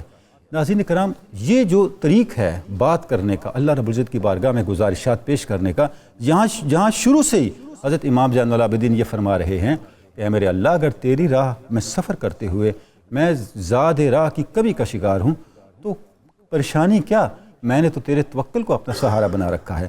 یعنی ذکر خلق خدا سے کٹ کے اللہ کی طرف متوجہ ہونا، اور اس متوجہ ہونے کو منزل تک پہنچنے کے لیے توکل پر استوار کرنا۔ ناظرین کرام، یہ براہ راست قرآنی اسلوب ہے۔ جب اللہ رب العزت نے ہمیں یہ تعلیم ارشاد فرمائی، وَاذْكُرِ اسْمَ رَبِّكَ وَتَبَتَّلْ إِلَيْهِ تَبْتِيلًا رب المشرق والمغرب لا الہ الا ہو فاتخذہ وکیلا، اللہ کا ذکر کرو تبتیل کے ساتھ، یعنی اللہ کا ذکر کرو، ایسے اللہ کا ذکر کرو کہ اللہ کے علاوہ کوئی تمہارے حاشیہ خیال میں نہ ہو، کوئی تمہارے پیش نظر نہ ہو۔ وَاذْكُرْ رَبِّكَ إِذَا نَسِيتَ، اللہ کے علاوہ ہر غیر اللہ کی یاد سے، تعلق سے بالکل اپنے آپ کو منقطع کر لو۔ اور اس کے بعد جو رب المشرق والمغرب ہے، جو کائنات ارض و سما کا رب ہے، اس کی توحید کو، اس کی وحدانیت کو اپنے ظاہر و باطن میں آباد کر کے اس کو اپنا وکیل بناؤ، اس پہ اپنا بھروسہ کرو۔ یعنی ذکر کرنے کا طریق اور اس کے بعد توکل کا اسلوب پوری دعا کے اندر ہمیں رواں دواں نظر آتا ہے۔ اور وہ آگے جا کے جہاں پہ حضرت امام فرماتے ہیں، اے اللہ میں تیری رعایتوں کا، تیری عطاؤں کا بے سر و سامانی میں سائل ہوں، تو ہمیں حضرت موسیٰ علیہ السلام کی وہ دعا یاد آتی ہے، رب انی لما انزلت الی من خیر فقیر۔ اور پھر اس دعا کے جو ثمرات وہاں تھے، وہ ثمرات ہمیں حضرت امام زین العابدین کی شخصیت میں ایسے نظر آتے ہیں کہ امام زین العابدین آج بھی اس بلند تر منصب پہ فائز ہیں کہ نہ ان جیسا اس کے زمانے میں کوئی تھا، نہ آج کوئی نظر آتا ہے۔ بارگاہ رب العزت میں دعا ہے کہ امام زین العابدین کی اس پاکیزہ مناجات کی برکات ہمارے ظاہر و باطن میں جاری و ساری ہوں۔ ناظرین محترم، اب کراچی میں اذان فجر کا وقت قریب ہے۔ 92 نیوز چینل کی رحمت رمضان ٹرانسمیشن میں ہم آپ سے اجازت چاہیں گے۔ انشاءاللہ کل آپ سے پھر ملاقات ہوگی، تب تک کے لیے خدا حافظ۔